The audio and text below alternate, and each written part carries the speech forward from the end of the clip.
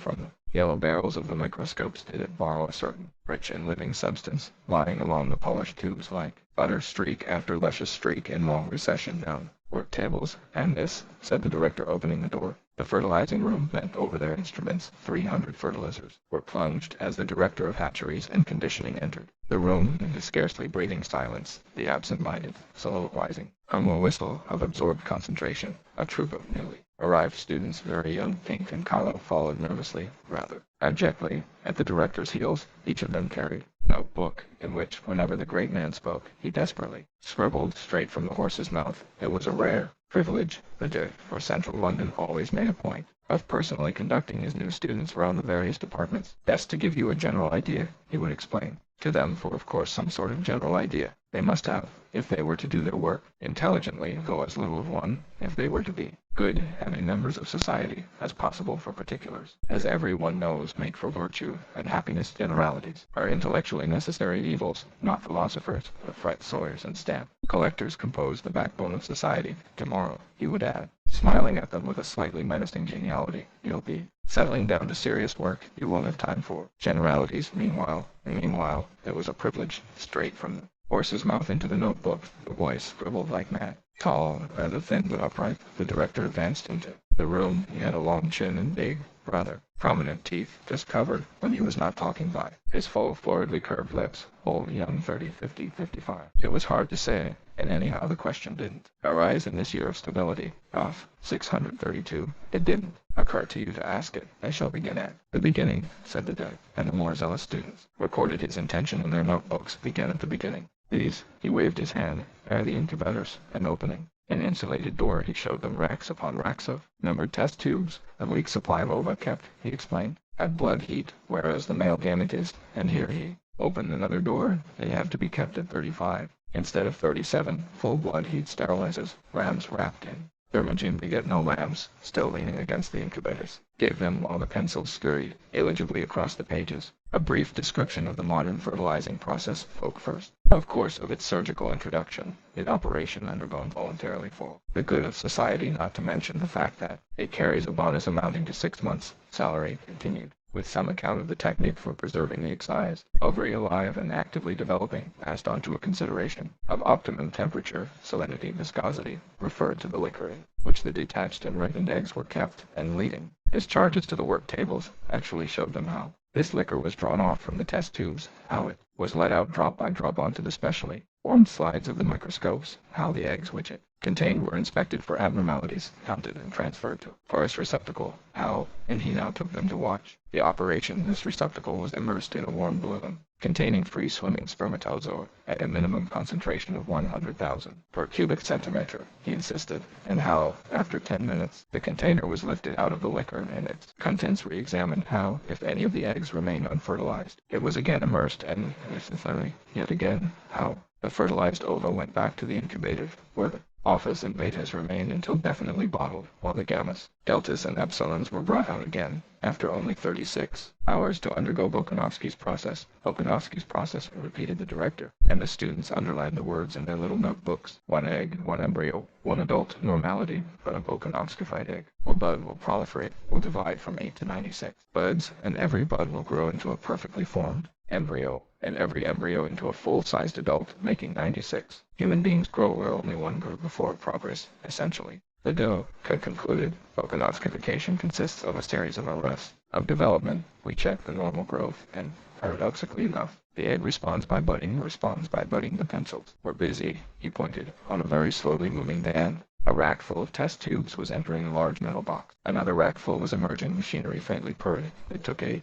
minutes for the tubes to go through, he told them. 8 minutes of Horrocks rays being about as much as an egg can stand. A few died of the rest. The least susceptible divided into 2, most put out 4 buds. Some 8 all were returned to the incubators, where the buds began to develop. Then, after 2 days, were suddenly chilled and checked. 2, 4, 8. The buds, in their turn, budded, and having budded, were dosed almost to death with alcohol, consequently virgined again, and having budded, but out of bud, were thereafter further arrests being generally left to develop in peace, by which time original egg was in a fair way to becoming anything. From 8 to 96 embryos, a prodigious improvement, you will agree, on nature identical twins, but not in piddling 2s and 3s, as in the old viviparous days when an egg would sometimes accidentally divide, actually by dozens, by scores at a time. Scores, the director repeated, flung out his arms, as though he were distributing largest scores, but one of the students was fool enough to ask for the advantage. "Play, my good boy," the director wheeled sharply round on him. Can't you see, can't you see?" He raised a hand. His expression was sullen. Volkanovski's process is one of the major instruments of social stability. Standard men and women in uniform batches, the whole of a small factory staffed with the products of a single Volkanovskified egg, and 96 identical twins working 96 identical machines. The voice was almost tremulous with enthusiasm. "You really know where you are for the first time in history." He quoted the planetary motto, community, identity, stability, grand words. If we could Volkanovskify it indefinitely, the whole problem would be solved. Solved by standard gammas, unvarying deltas, uniform epsilons, millions of identical twins, the principle of mass production at last applied to biology. But, alas, the director shook his head. Well, can't Volkanovskify indefinitely. 96 seemed to be the limit, 72. A good average from the same ovary, and with gametes of the same male to manufacture as many batches of identical twins as possible. That was the best, sadly a second best that they could do, and even that was difficult, for in nature it takes 30 years for 200 eggs to reach maturity. But our business is to stabilize the population at this moment, here, now, dribbling out twins over a quarter of a century. What would be the use of that? Obviously, no use at all. Snaps. Technique had immensely accelerated the process of ripening. They could make sure of at least 150 mature eggs within 2 years, fertilize and Volkanovskify. In other words, multiply by 72, and you get an average of nearly 11,000 brothers and sisters in 150 batches of identical twins, all within 2 years of the same age. And in exceptional cases, we can make one over a yield, as over 15,000 adult individuals, beckoning to a fair-haired, ruddy young man who happened to be passing at the moment. "Mr. Foster," he called. The ruddy young man approached. "Can you tell us the record for a single ovary?" "Mr. Foster, 16,012 in this center." Mr. Foster replied without hesitation. He spoke very quickly, had vivacious blue eye, and took an evident pleasure in quoting figures. 16,012 and 189 batches of identicals, but of course they've done much better. He rattled on. In some of the tropical centers, Singapore has often produced over 16,500, and Mombasa has actually touched the 17,000 mark, but then they have unfair advantages. You should see the way a Negro ovary responds to pituitary. It's quite astonishing when you're used to working with European material. Still, he added, with a laugh, but the light of combat was in his eyes, and the lift of his chin was challenging. Still, we mean to beat them if we can. I'm working on a wonderful Delta minus ovary at this moment, only just 18 months old, over 12,700 children already, either decanted or in embryo, and still going strong. We'll them yet. That's the spirit I like, cried the director, and clapped Mr. Foster on the shoulder. Come along with us and give these boys the benefit of your expert knowledge. Mr. Foster smiled modestly. With pleasure. They went. The bottling room all was harmonious bustle and ordered activity. Flaps of fresh soaps, peritoneum ready cut to the proper size, came shooting up in little lifts from the organ store in the sub-basement, and then, click, the lift hatches flew open. The bottle liner had only to reach out and take the flap, insert smooth down, and before the lined bottle had time to travel out of reach along the endless band, whizzed click, another flap of peritoneum had shot up from the depths, ready to be slipped into yet another bottle, the next of that slow interminable procession. On the band, next to the Leonard, stood the matriculators. The procession advanced. One by one the eggs were transferred from their test tubes to the larger containers. Deftly the peritoneal lining was slit, the aroma dropped into place, the saline solution poured in, and already the bottle had passed, and it was the turn of the labelers. Heredity, date, fertilization, membership of Volkanovski group. Details were transferred from test tube. Bottle, no longer anonymous but named, identified. The procession marched slowly on through an opening in the wall, slowly on in the social predestination room. 88 cubic meters of card index, said Mr. Foster with relish as they entered, containing all the relevant information, added the director, brought up date every morning and coordinated every afternoon, on the basis of which they make their calculations. So many individuals of such and such quality, said Mr. Foster, distributed in such and such quantities, the optimum decanting rate at any given moment. Unforeseen wastages promptly made good. Promptly, repeated Mr. Foster. If you knew the amount of overtime I had to put in after the last Japanese earthquake. He laughed good-humoredly. and shook his head. The predestinators send them their figures. To the fertilizers, who give them the embryos, they ask for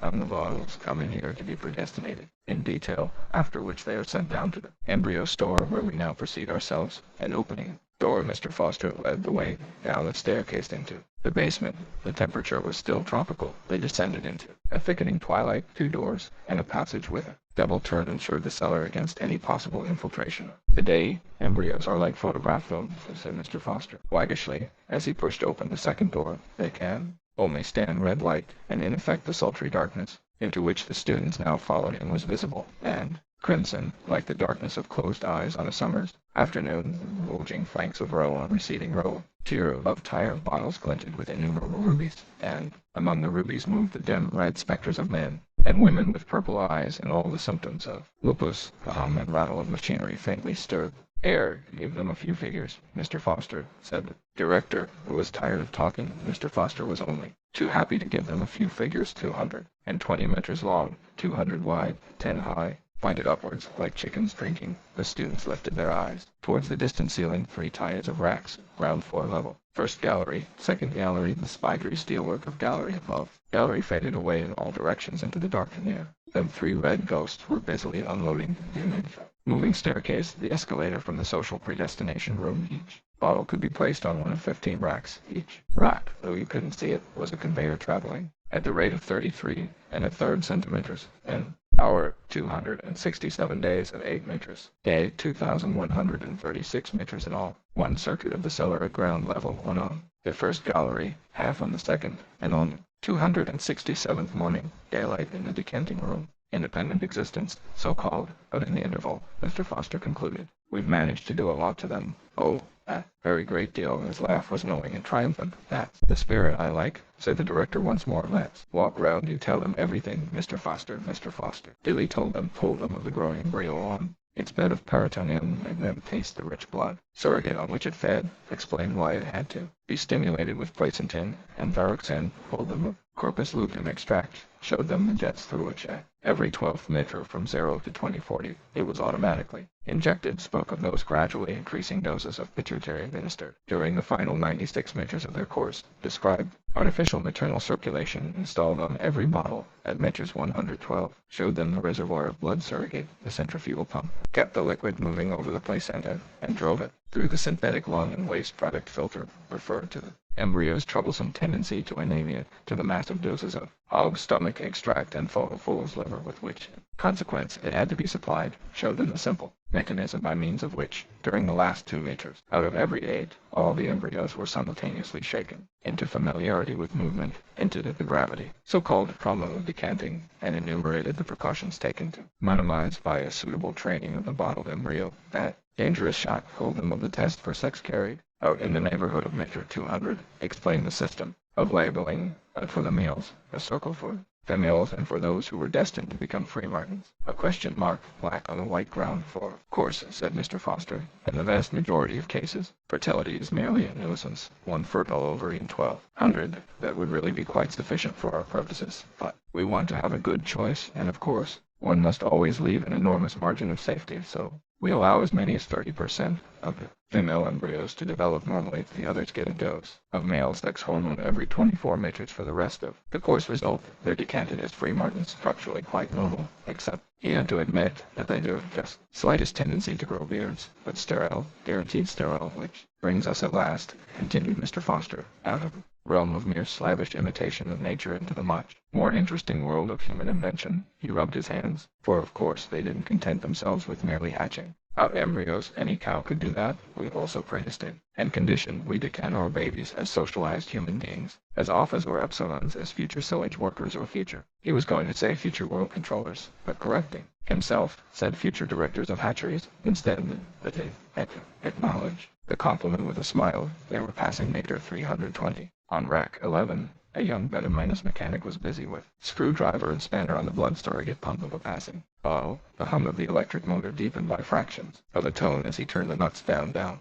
A final twist, a glance at the revolution counter, and he was done, he moved 2 paces down the line, began the same process on the next pump, reducing number of revolutions per minute. Mr. Foster explained. The surrogate goes round slower, therefore passes through the lung at longer intervals, therefore gives the embryo less oxygen. Nothing like oxygen shortage for keeping an embryo below par. Again he rubbed his hands. But why do you want to keep the embryo below par? Asked an ingenuous student. Yes, said the director, breaking a long silence. Hasn't it occurred to you that an epsilon embryo must have an epsilon environment as well as an epsilon heredity? It evidently hadn't occurred to him. He was covered with confusion. Lower the cast, said Mr. Foster. It showed her the oxygen. The first organ affected was the brain. After that the skeleton. At 70% of normal oxygen you got dwarfs. At less than 70 eyeless monsters, who are no use at all, concluded Mr. Foster, whereas his voice became confidential and eager. They could discover a technique for shortening the period of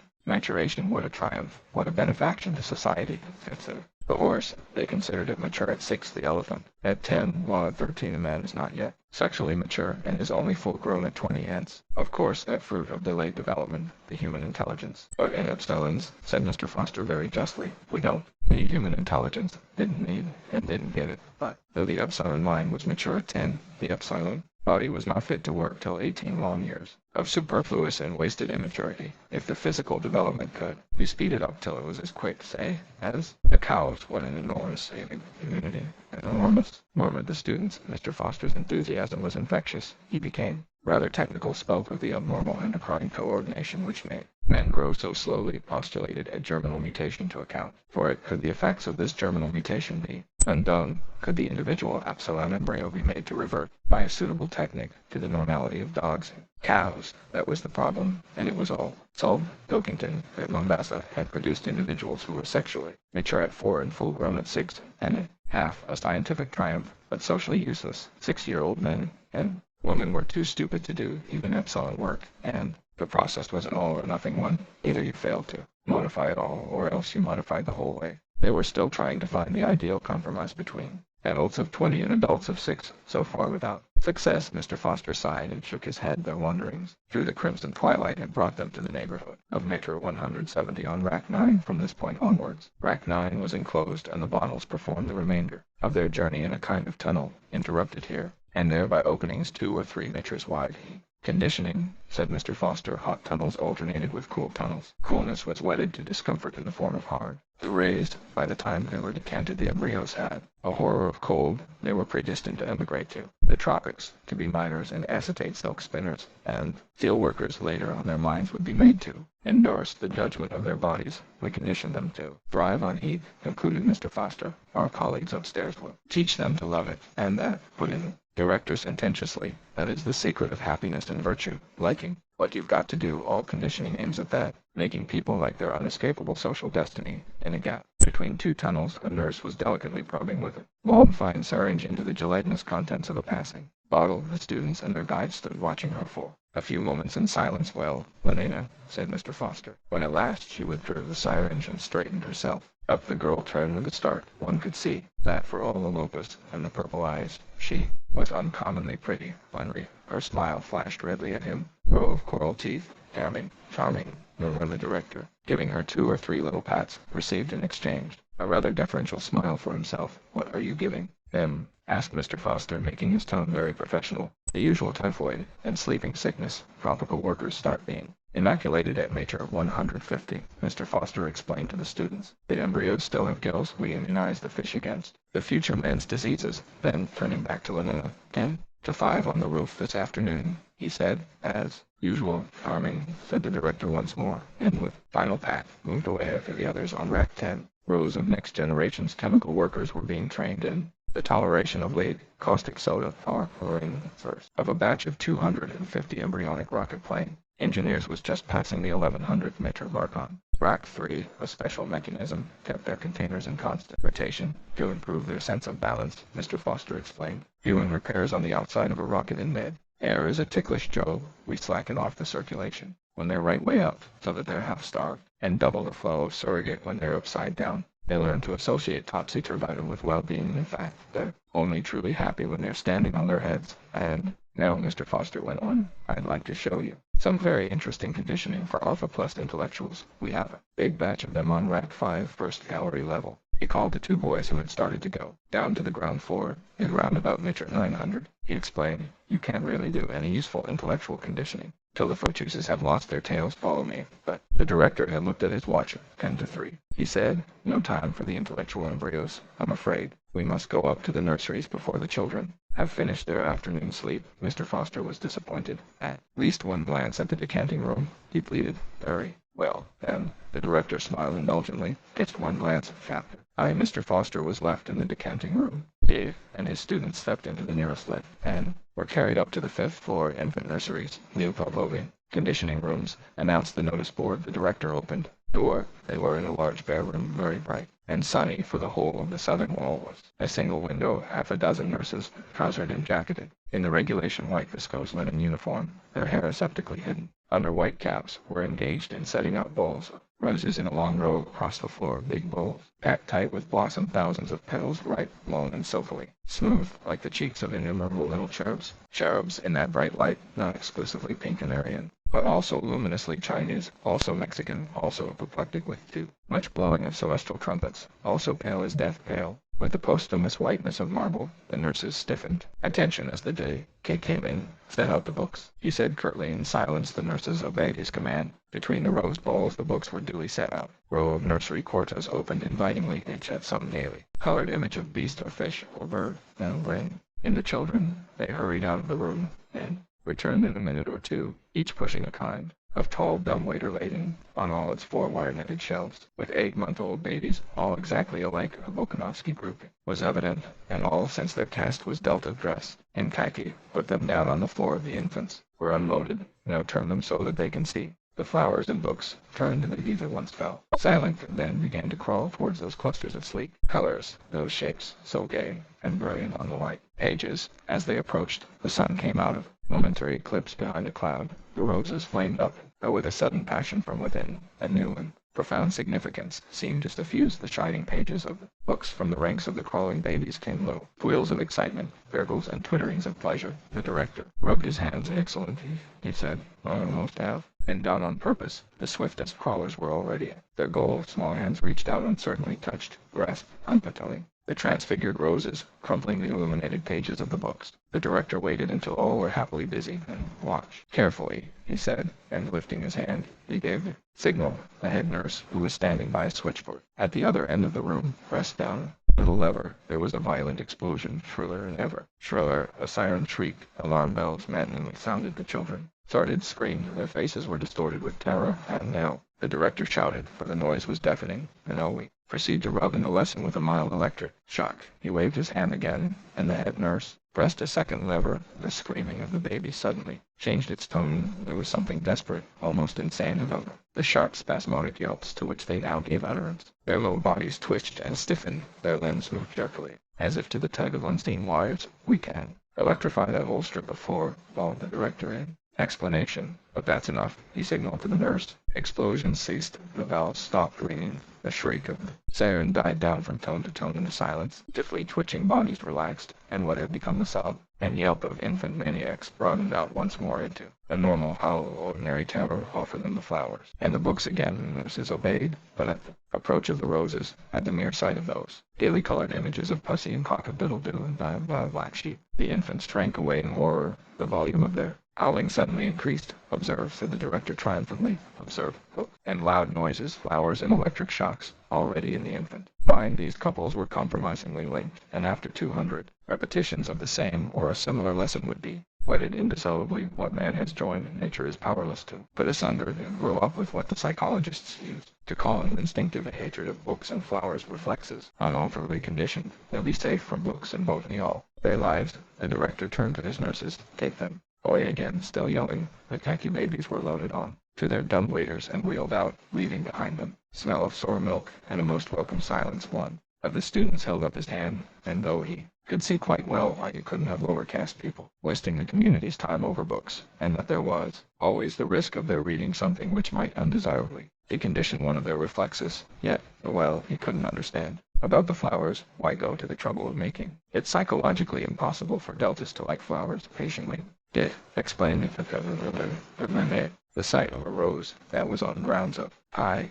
economic policy not so very long ago, a century or thereabouts, famous deltas, even epsilons, had been conditioned. Like flowers in particular, and wild nature in general. The idea was to make them want to be going out into the country at every available opportunity, and so compel them to consume transport. And did they consume transport? Asked the student. Quite a lot, they did, replied, but nothing else. Roses and landscapes, he pointed out, have one grave defect. They are gratuitous. A love of nature keeps no factories busy. It was decided to abolish the love of nature, at any rate among the lower classes, to abolish the love of nature, but not the tendency to consume transport, for of course it was essential that they should keep on going to the country, even though they hated it. The problem was to find an economically sounder reason for consuming transport than a mere affection for primroses and landscapes. It was duly found. We conditioned the masses to hate the country, included the director, but simultaneously we conditioned them to love all country sports at the same time. We see to it that all country sports shall entail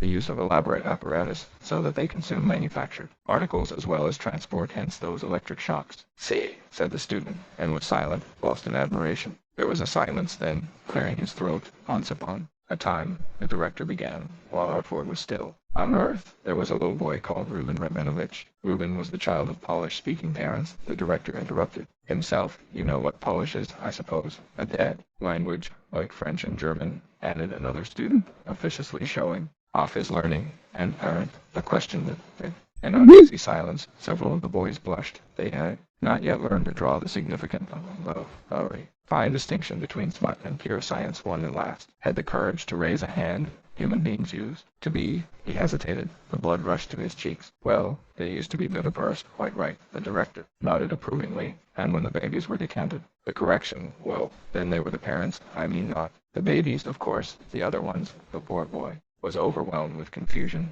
In brief, the director summed up. The parents were the father and the mother, but that was really science. Fell with a crash into the boy's eye, avoiding silence. Mother, he repeated loudly, rubbing in science, and leaning back in his chair. These, he said, gravely, are unpleasant facts. I know it, but then most historical facts are unpleasant. He returned to little Reuben,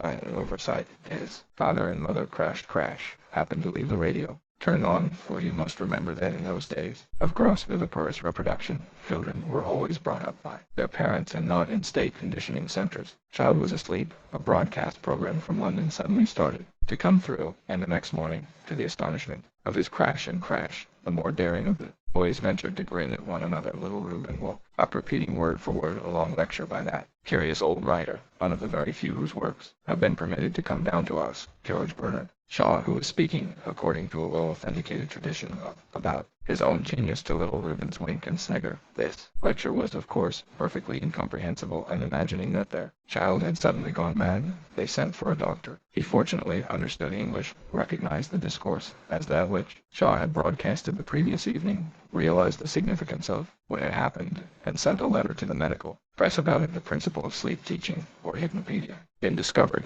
The principle had been discovered, but many years were to elapse before that principle was usefully applied. The case of little Reuben occurred only 23 years after our Ford's first model was put on the market. Here the director made sign of it on his stomach, and all students reverently followed suit. And yet, curiously, the students scribbled Hypnopedia first used officially in F214. Why not before? To reason of these early experimenters, the date was saying, were on the wrong track. They thought the Hypnopedia could be made an instrument of intellectual education. Asleep on his right side, the right arm stuck out, the right hand hanging limp over the edge of the bag through a round grating in the side of a box. A voice speaks softly. The Nile is the longest river in Africa, and the second in length of all the rivers of the globe, although falling short of length of the Mississippi, Missouri. The Nile is at the head of all rivers as regards the length of its basin, which extends through 35 degrees of latitude. Next morning, someone says, do you know which is the longest river in Africa? A shaking of the head. But don't you remember something that begins the Nile? Is there? The Nile is the longest river in Africa, and the second in length of all the rivers of the globe. The words come rushing out, although falling short. Well now, which is the longest river in Africa? Eyes are blank. I don't know, but the Nile tongue. The Nile is the longest river in Africa, and second. Into tears. I don't know, he howls. The howl. Director made it plain. Discouraged the earliest investigators. The experiments were abandoned. No further attempt was made to teach children the length of the Nile in their sleep, quite rightly. You can't learn a science unless you know what it's all about, whereas, if they'd only started on moral education, said the director, leading the way towards the door. Students followed him, desperately scribbling as they walked in all the way up in the lift. Moral education, which ought never, in any circumstances, to be rational. Silence, silence, whispered a loudspeaker as they stepped out at the 14th floor. And silence, silence, the trumpet mouths indefatigably repeated at intervals. Down every corridor the students and even the director himself rose automatically to the tips of their toes. They were office, of course, but even office have been well conditioned. Silence, silence, all the air of the 14th floor was sibilant with the categorical imperative. 50 yards of tiptoeing brought them to a door which the director cautiously opened. They stepped over the threshold into the twilight of a shuttered dormitory. 80 cots stood in a row against the wall. There was a sound of light, regular breathing, and continuous murmur as of very faint voices remotely whispering. Nurse rose as they entered and came to attention before the director. "What's the lesson this afternoon?" he asked. "Had elementary sex for the first 40 minutes, she answered. But now it's switched over to elementary class consciousness. Director walked slowly down the long line of cots, rosy and relaxed with sleep. 80 little boys and girls lay, softly breathing. There was a whisper under every pillow. He halted and, bending over one of the little beds, listened attentively. Elementary class consciousness, did you say? Let's have it repeated a little louder by the trumpet. At the end of the room a loud speaker projected from the wall. The director walked up to it and pressed a switch. "Or wear green," said a soft but very distinct voice, beginning in the middle of a sentence. "And Delta children wear khaki." "Oh no, I don't want to play with Delta children, and Epsilons are still worse. They're too stupid to be able to read or write. Besides, they wear black, which is such a beastly color. I'm so glad I'm a beta." There was a pause, then the voice began again. "Alpha children wear gray. They work much harder than we do because they're so frightfully clever. I'm really awfully glad I'm a beta, because I don't work so hard, and then we are much better than the gammas. And deltas. Gammas are stupid. They all wear green, and delta children wear khaki. Oh no, I don't want to play with delta children, and epsilons are still worse. They're too stupid to be able." Then the director pushed back. Switch. The voice was silent, only its thin ghost continued to mutter from beneath the 80 pillows. "And I'll have that repeated 40 or 50 times more before they wake. Then again on Thursday, and again on Saturday, 120 times 3 times a week for 30 months, after which they go on to a more advanced lesson. Roses and electric shocks, the khaki of deltas, and a whiff of asafoetida wetted indissolubly before the child can speak, but wordless. Conditioning is crude and wholesale, cannot bring home the finer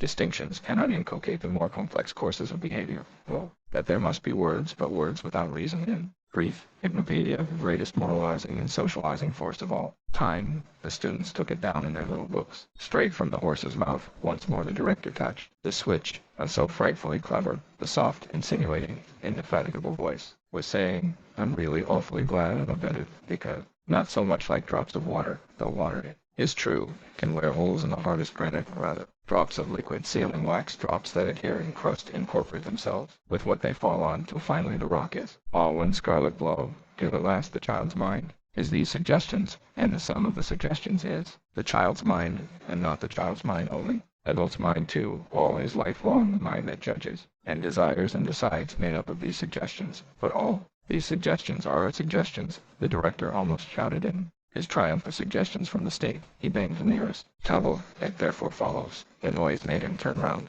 "Oh, Ford," he said in another tone, "I've gone and woken the children." Chapter I. Outside in the garden it was playtime. Naked in the warm June sunshine, 600 or 700 little boys and girls were running with shrill yells over the lawns, or playing ball games, or squatting silently in 2s and 3s among the flowering shrubs. Roses were in bloom. 2 nightingales soliloquized in the boscage. A cuckoo was just going out of tune among the lime trees. The air was drowsy with the murmur of bees and helicopters. The director and his students stood for a short time watching a game of centrifugal nimble puppy. 20 children were grouped in a circle round the chrome steel tower. A ball thrown up so as to land on the platform at the top of the tower rolled down into the interior, fell on a rapidly revolving disc, was hurled through one or other of the numerous apertures pierced in the cylindrical casing, and had to be caught. "It's strange," mused the director as they turned away. "Strange to think that even in our Ford's day most games were played without more apparatus than a ball or two and a few sticks and perhaps a bit of netting. Imagine the folly of allowing people to play elaborate games which do nothing whatever to increase consumption. It's madness. Nowadays the controllers won't approve of any new game unless it can be shown that it requires at least as much apparatus as the most complicated of existing games. He interrupted himself. That's a charming little group, he said, pointing in a little grassy bay between tall clumps of Mediterranean hitherto children. A little boy of about 7 and a little girl, might have been a year older, were playing very gravely, and with all the focused attention of scientists intent on a labor of discovery, a rudimentary sexual game. Charming, charming. That Dave repeated sentimentally. Charming, the boys politely agreed, but their smile was rather patronizing. They had put aside similar childish amusements too recently to be able to watch them, now without a touch of contempt. Charming, but it was just a pair of kids fooling about, that was all. Just kids, I always think, the director was continuing in the same rather maudlin tone when he was interrupted by a loud boo-hooing from a neighboring shrubbery. Emerged a nurse, leading by the hand a small boy, who howled as he went. An anxious-looking little girl trotted at her heels. "What's the matter?" asked the director. The nurse shrugged her shoulders. "Nothing much," she answered. "It's just that this little boy seems rather reluctant to join in the ordinary erotic play. I'd noticed it once or twice before. Now, again today. He started yelling just now," honestly put in the anxious-looking little girl. "I didn't mean to hurt him or anything, honestly." "Of course you didn't, dear," said the nurse reassuringly. And so she went on, turning back to the director. "I'm taking him in to see the assistant superintendent of psychology, just to see if anything's at all abnormal." Right," said the director. "Take him in. Stay here, little girl," he added, as the nurse moved away with her still howling charge. "What's your name?" "Polly." "Trotsky, and a very good name, too," said the director. "Run away now and see if you can find some other little boy to play with." The child scampered off into the bushes and was lost to sight. "Exquisite little creature," said the director, looking after her. Then turning his students, "What I'm going to tell you now," he said, "and may sound incredible, but then when you're not accustomed to history, most facts about the past do sound incredible." He let out the amazing truth. For a very long period before the time of our Ford, and even for some generations afterwards, erotic play between children had been regarded as abnormal. There was a roar of laughter, and not only abnormal, actually immoral now, and had therefore been rigorously suppressed. A look of astonished incredulity appeared on the faces of his listeners. Poor little kids, not allowed to amuse themselves. They could not believe it. "Even adolescents," the Dave was saying. "Even adolescents like yourselves. And not possible. Larry. Little surreptitious autoerotism and homosexuality. Absolutely nothing. Nothing, in most cases, till they were over 20 years old." 20 years old, echoed the students in a chorus of loud disbelief. 20, the director repeated. "I told you that you'd find it incredible." "But what happened?" they asked. "What were the results?" "The results were terrible." A deep resonant voice broke startlingly into the dialogue. They looked round, and on the fringe of the little group stood a stranger, a man of middle height, black-haired, with a hooked nose, full red lips, eyes very piercing and dark. "Terrible," he repeated. That moment sat down on one of the steel and rubber benches conveniently scattered through the gardens, but at sight of the stranger, he sprang to his feet and darted forward, his hands outstretched, smiling with all his teeth. "Effusive, controller, what an unexpected pleasure, boys. What are you thinking of?" "This is the controller. This is his Fordship, Mustafa Mun, in the 4,000 rooms of it." Center, the 4,000 electric clocks simultaneously struck 4. Discarnate voices called from the trumpet mouths. "The main day shift off duty. Second day shift take over. Main day shift off." On their way up to the changing rooms, Henry Foster and the assistant director of predestination rather pointedly turned their backs on Bernard Marx from the Psychology Bureau, averted themselves from that unsavory reputation. The faint hum and rattle of machinery still stirred the crimson air. The embryo store of shifts might come and go, one lupus-colored face give place to another. Majestically and forever the conveyors crept forward with their load of future men and women, when in a crowd walked briskly towards the door. Its Fordship Mustafa Mun. The eyes of the saluting students almost popped out of their heads. Mustafa Mun, the resident controller for Western Europe, one of the 10 world controllers, one of the 10, and he sat down on the bench with the deer. He was going to stay, yes, and actually talk to them straight from the horse's mouth, straight from the mouth of Ford himself. 2 shrimp-brown children emerged from a neighboring shrubbery, stared at them for a moment with large, astonished eyes, then returned to their amusements among the leaves. "You all remember," said the controller, in his strong, deep voice. "You all remember, I suppose, that beautiful and inspired saying of our Ford's history is bunk history," he repeated slowly. "His bunk." He waved his hand, and it was as though with an invisible feather whisk he had brushed away a little dust, and the dust was of the Chaldees some spider webs, and they were Thebes and Babylon and Knossos. Am I saying? Whisk, whisk. And where was Odysseus? Where was Job? Where were Jupiter and Gautama and Jesus? Whisk. And those specks of antique dirt called Athens and Rome, Jerusalem and the Middle Kingdom, all were gone. Whisk. The place where Italy had been was empty whisk. The cathedrals, whisk, whisk. King Lear and the thoughts of Pascal, whisk. Passion, whisk. Requiem, whisk. Symphony, whisk. Evening, Henry, inquired the assistant predestinator. I hear the note. One at the Alhambra is first rate. There's a love scene on a bearskin rug. They say it's marvelous. Every hair of the bear reproduced most amazing tactual effects. That's why you're taught no history, the controller was saying. But now the time has come. Nervously. There were those strange rumors of old forbidden books hidden in a safe in the controller's study Bibles. Poetry, Ford knew what. Mustafa Munn intercepted his anxious glance, and the corners of his red lips twitched ironically. It's all right, Director, he said in a tone of faint derision. I won't corrupt them. The dear was overwhelmed with confusion. Those who feel themselves despised do well to look. Despising the smile on Bernard Mark's face was contemptuous. Every hair on the bear, indeed. I shall make a point of going, said Henry Foster. Mustafa Munn leaned forward, shook a finger at them. Just try to realize it, he said, and his voice sent a strange thrill quivering along their diaphragms. Try to realize what it was like to have a viviparous mother. That smutty word again. But none of them dreamed, this time, of smiling. Try to imagine what living with one's family meant. They tried, but obviously without the smallest success. And do you know what a home was? They shook their heads. From her dim crimson Sutherland in a crown shot up 17 stories, turned to the right as she stepped out of the lift, walked down a long corridor, and opening the door marked girls' dressing room, plunged into a deafening chaos of arms and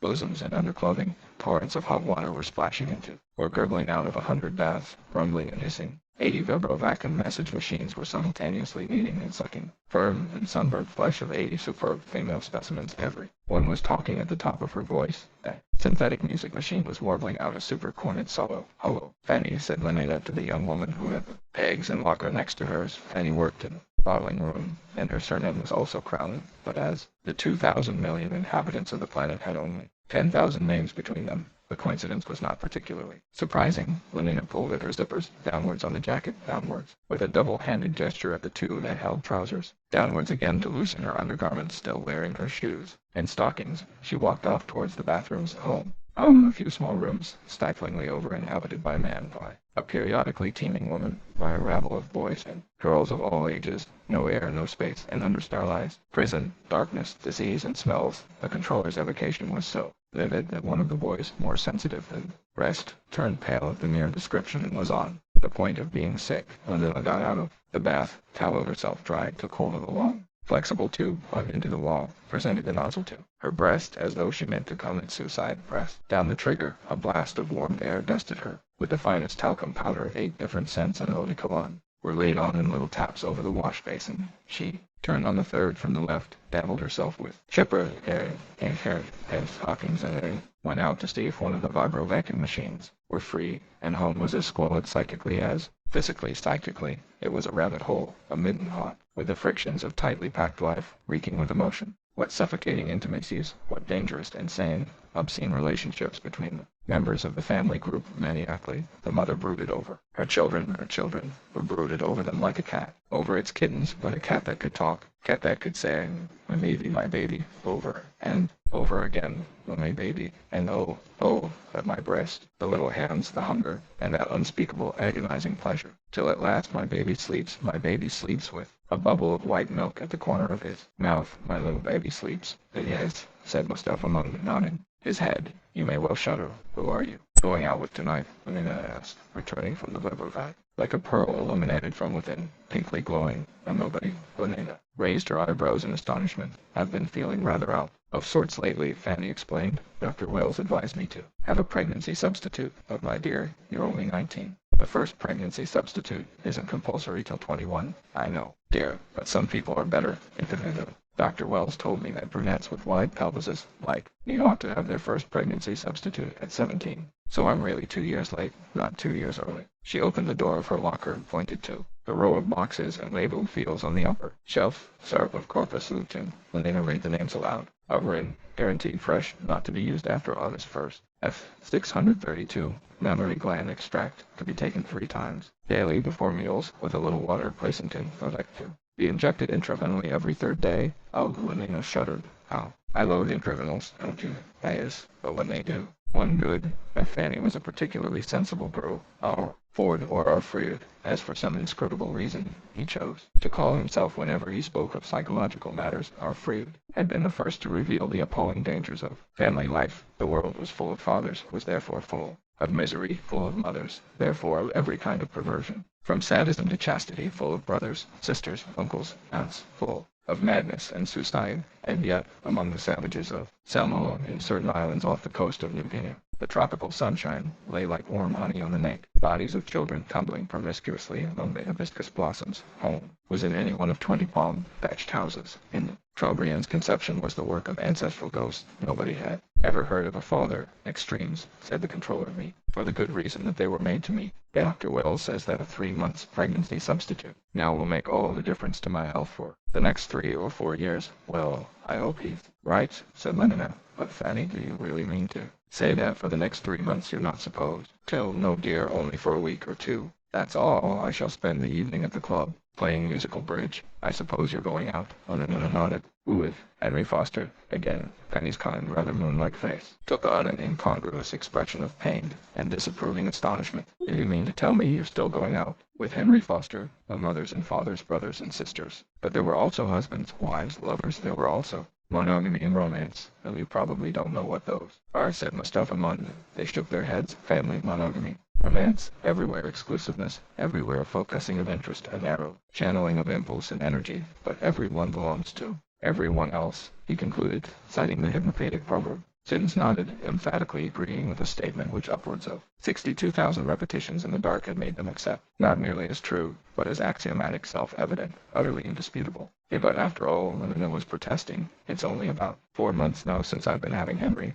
Only 4 months, I like that. And what's more, Fanny went on, pointing an accusing finger, there's been nobody else except Henry. All that time, has there? Lena blushed scarlet, but her eyes, the tone of her voice remained defiant. No, there hasn't been anyone else, she answered almost truculently, and I jolly well don't see why there should have been. Oh! She jolly well doesn't see why there should have been, Fanny repeated, as though to an invisible listener behind. Lena's left shoulder then, with a sudden change of tone. Oh, seriously, she said, I really do think you ought to be careful. It's such horribly bad form to go on and on like this with one man at 40. Or 35, it wouldn't be so bad, but at your age, Leonard, no, it really won't do, and you know how strongly the dear objects to anything intense or long-drawn. 4 months of Henry Foster, without having another man, why, be furious if he knew. A think of water under pressure in a pipe, they thought of it. I pierce it once, said the controller. What a jet. He pierced it 20 times. There were 20 piddling little fountains. My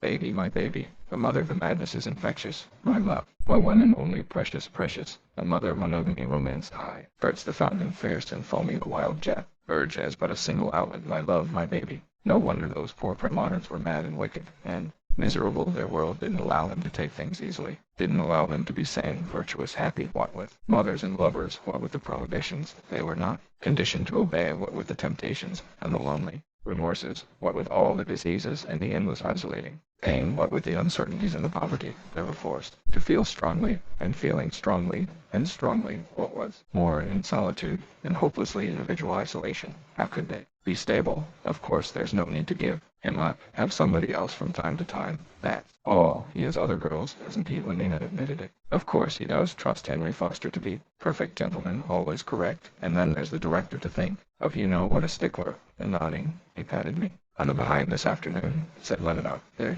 Fanny was triumphant. That shows what he stands for. Strictest conventionality. Stability, said the controller. Stability. No civilization without social stability. No social stability without individual stability. Voice was a trumpet. Listening, they felt larger, warmer. Machine turns, and must keep on turning forever. Is death if it stands still. 1,000 million scrabbled the crust of the earth. The wheels began to turn. In 150 years there were 2,000 millions. Stop all the wheels in 150 weeks. There are once more only 1,000 millions.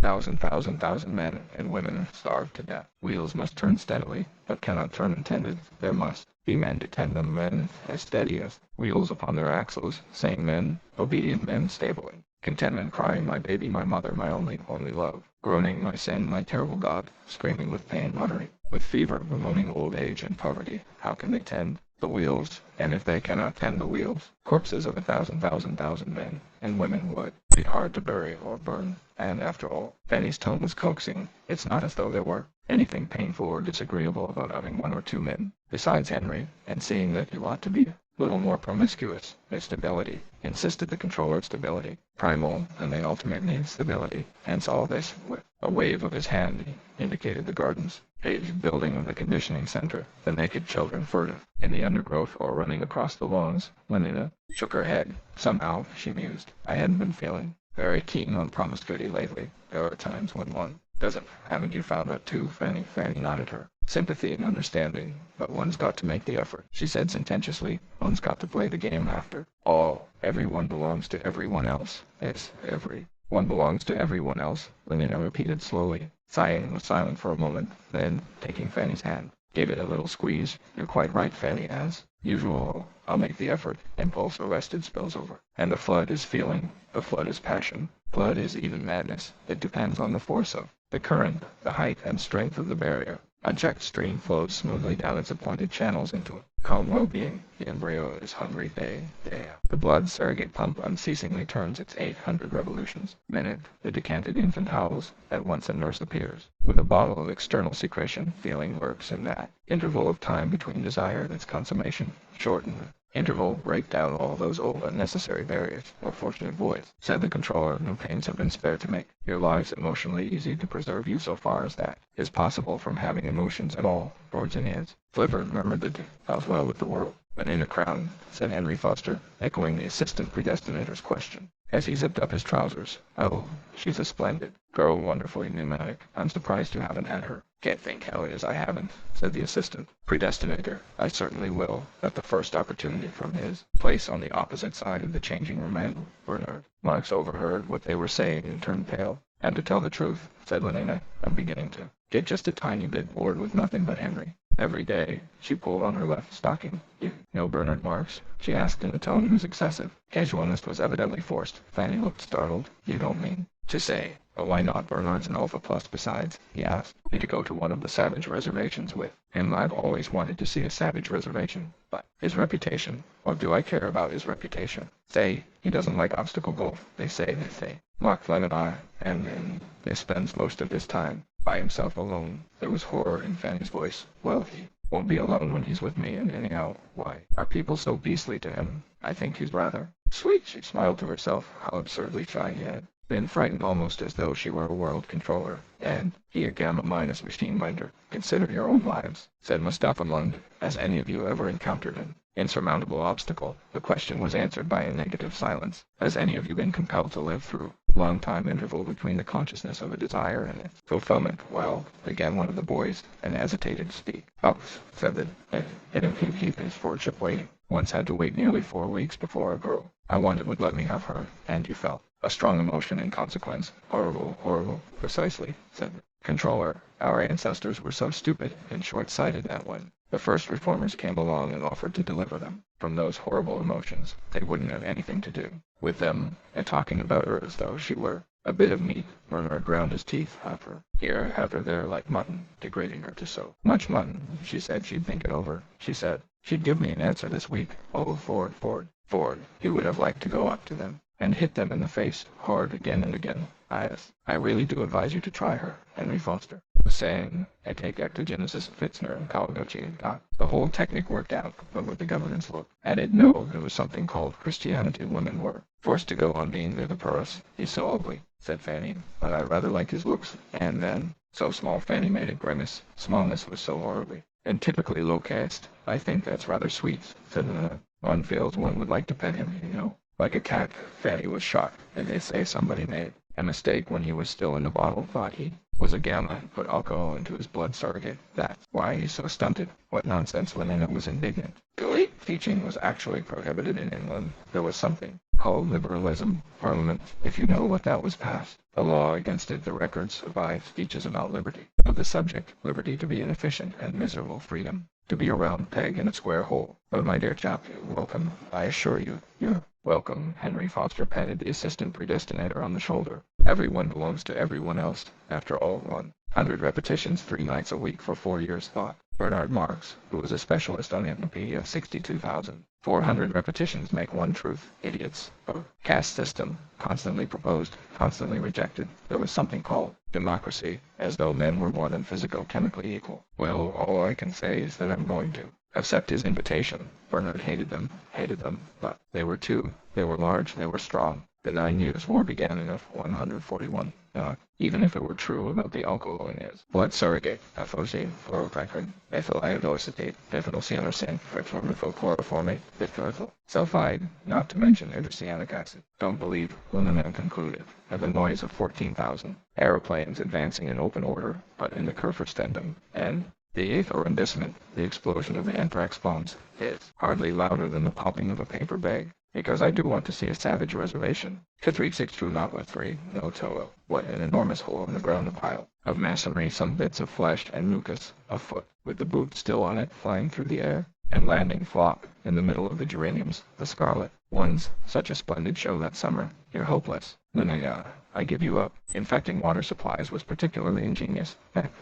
Back, Fanny and Leonard continued their changing in silence. The 9 Years' War, the great economic collapse. There was a choice between world control and destruction, between stability and... If Fanny crowns a nice girl too, said the assistant. Predestinator. In the nurseries, the elementary class consciousness lesson was over. The voices were adapting future demand to future. Industrial supply. I do love flying, they whispered. I do love flying. I do love having new clothes. I do. Well, all the same, you couldn't do things by force. Not nearly so pneumatic as Leonard. Oh, not nearly. But old clothes are beastly, continued the untiring whisper. Always throw away old clothes. Ending is better than mending. Ending is better than mending. Ending is better. An affair of sitting, not hitting. You rule. Brains in the buttocks. Never with the fist, for example. That was the conscription of consumption. There, I'm ready, said Leonard, but Fanny remained speechless and averted. Let's make peace, Fanny darling. Every man, woman, and child compelled to consume so much a year in the interest of industry. The sole result, the more stitches, the less riches, the more stitches. One of these days, said Fanny with dismal emphasis, you'll get into trouble. A conscientious objection on an enormous scale. Anything not to consume. Back to nature. Love flying. I do love flying. Back to culture. Yes, actually to culture. You can't consume much if you sit still and read books. Do I look all right? Leonard asked. Her jacket was made of bottle green acetate, cloth with green viscose fur at the cuffs and collar. 800 simple lifers were bound down by machine. Guns at Golders Green. Ending is better than mending. Ending is better than mending. Green corduroy shorts and white viscose woolen stockings turned down below the knee. Came the famous British Museum massacre. 2,000 culture fans, gassed with difurtyl sulfide, a green and white jockey cap shaded. Lena's eyes, her shoes were bright green and highly polished. In the end, said Mustafa Munn, that the controllers realized that force was no good, slower but infinitely surer. Methods of ectogenesis, neo-Pavlovian conditioning and hypnopedia. And round her waist wore a silver-mounted green Morocco surrogate cartridge belt. Bulging for Lena was not a free market with the regulation. Supply of contraceptives and discoveries of Fitzner and Kalaguchi were at last made use of an intensive propaganda. Thanks. Viviparist reproduction. The perfect, cried Fanny enthusiastically. She could never resist Lena's charm for long, and what a perfectly sweet Malthusian belt, accompanied by a campaign against the past, by the closing of museums, the blowing up of historical monuments. Luckily most of them had already been destroyed during the 9 Years' War, by the suppression of all books published before 150. I simply must get one. Like it, said Fanny, and there were some things called the pyramids, for example, on my old black patent bandolier, and a man called Shakespeare. You've never heard of them? Of course, it's an absolute disgrace, that bandolier of mine. As such are the advantages of a really scientific education. The more stitches, the less riches. The more stitches, the less. It is an introduction of our Ford's first model. It had it nearly 3 months. It chosen as the opening day of the new era. Ending is better than mending. Ending is better. Thing, as I've said before, called Christianity. Ending is better than mending. The ethics and philosophy of underconsumption. I love new clothes. I love new clothes. I love, as so essential when there was underproduction. But in an age of machines and the fixation of nitrogen, positively, crime against society, Henry Foster gave it me. All crosses had their tops cut, and became there was also a thing called God. It's real Morocco surrogate. We have the world state now for its day. Celebrations, and community sings, and solidarity services. I hate them, Bernard Marx was thinking. There was a thing called heaven, but all the same they used to drink enormous quantities of alcohol, like meat like, so much meat, that there was a thing called immortality. They do ask Henry where he got it, they used to take morphia and cocaine, and what makes it worse, she thinks of herself as meat, and 2,000 pharmacologists and biochemists were subsidized in off 178. It does look, said the assistant predestinator, pointing at Bernard Marx. 6 years later, it was being produced commercially. Drug. Let's bait him. Euphoric. Narcotic. Pleasantly hallucinant. Now go on, Marx. The clap on the shoulder made him start. Look up. It was that brute Henry Foster. What you need is a gram of soma. Oh. The advantages of Christianity and alcohol. None of their defects. Afford. I should like to kill him, but all he did was to say, no thank you, and fend off the proffered tube of tablets. I take a holiday from reality whenever you like and come back without so much as a headache or mythology. Take, insisted Henry Foster. Take it. My stability was practically assured. On cubic centimeter cures, 10 gloomy sentiments, said the assistant predestinator, citing a piece of homely Hippocratic wisdom. It only remained to conquer old age.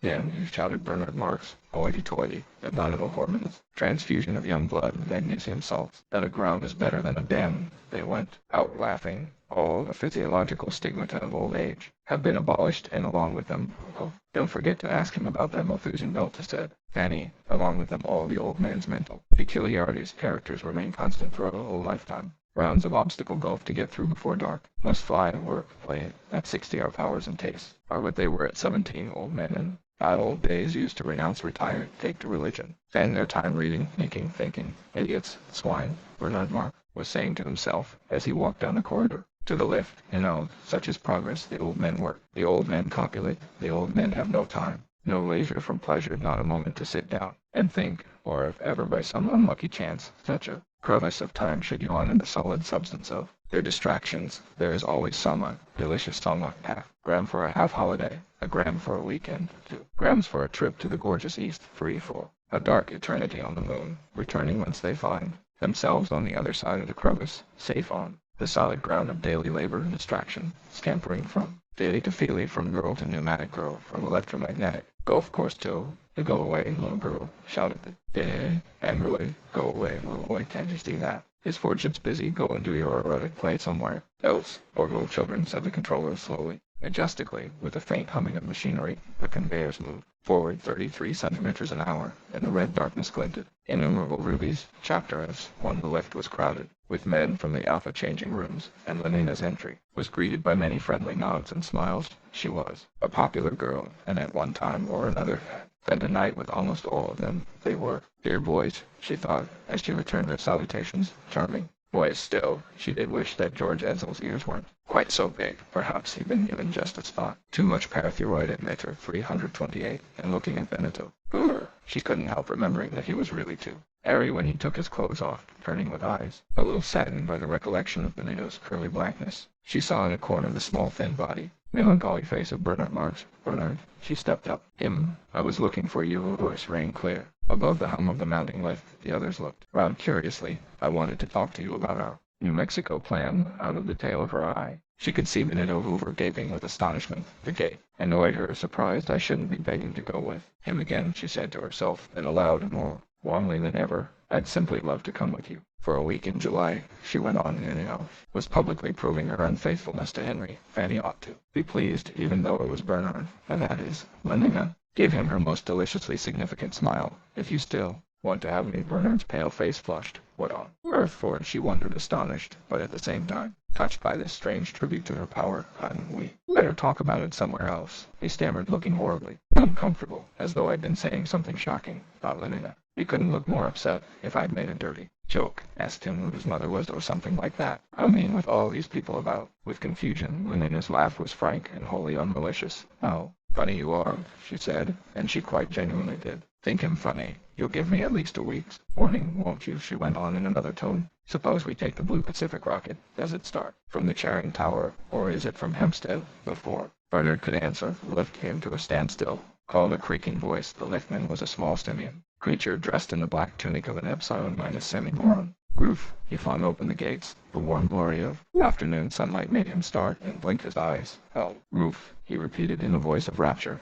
He was as though suddenly and joyfully awakened from a dark, annihilating stupor roof. He smiled up with a kind of doggedly expectant adoration into the faces of his passengers, talking, laughing together. They stepped out into the light. The liftman looked after them. Roof, he said once more questioningly. Then a bell rang in from the ceiling of the lift. A loudspeaker began very softly, and yet very imperiously, to issue its commands. Go down, it said. Go down floor 18, go down floor 18, go down, go. The liftman slammed the gates, touched a button, and instantly dropped back into the droning twilight of the well, twilight of his own habitual stupor. It was warm, bright on the roof. The summer afternoon was drowsy with the hum of passing helicopters, and the deeper drone of the rocket planes hastening invisible through the bright sky. 5 or 6 miles overhead was like a caress on the soft air. Bernard Marx drew a deep breath. He looked up into the sky, round the blue horizon, and finally down into Lena's face. Isn't it beautiful? His voice trembled a little. She smiled at him with an expression of the most sympathetic understanding, simply perfect for obstacle both. Answered rapturously,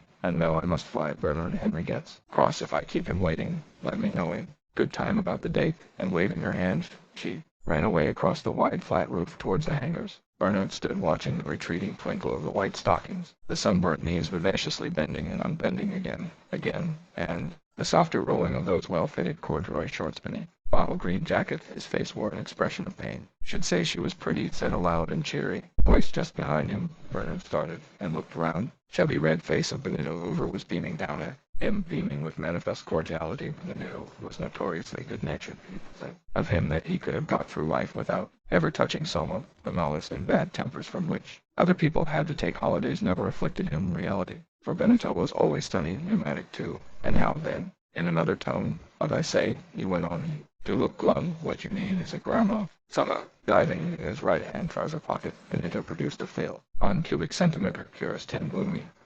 I say, Bernard had suddenly turned and rushed away. Benito stared after him. What can be the matter with the fellow? He wondered, and shaking his head, decided that the story about alcohol having been put into the poor chap's blood surrogate must be true. Fetched his brain, I suppose. He put away the summer bottle, and taking out a packet of sex hormone chewing gum, stuffed a plug into his cheek, and walked slowly away towards the hangars, ruminating. Henry Foster had had his machine wheeled out of its lock-up, and when Lena arrived, was already seated in the cockpit, waiting. 4 minutes late, was all his comment, as she climbed in beside him. He started the engines and threw the helicopter screws into gear. The machine shot vertically into the air. Henry accelerated. The humming of the propeller shrilled from Hornet to Wasp, from Wasp to Mosquito. The speedometer showed that they were rising at the best part of 2 kilometers a minute. London diminished beneath them. The huge tabletop buildings were no more in a few seconds than a bed of geometrical mushrooms sprouting from the green of park and garden.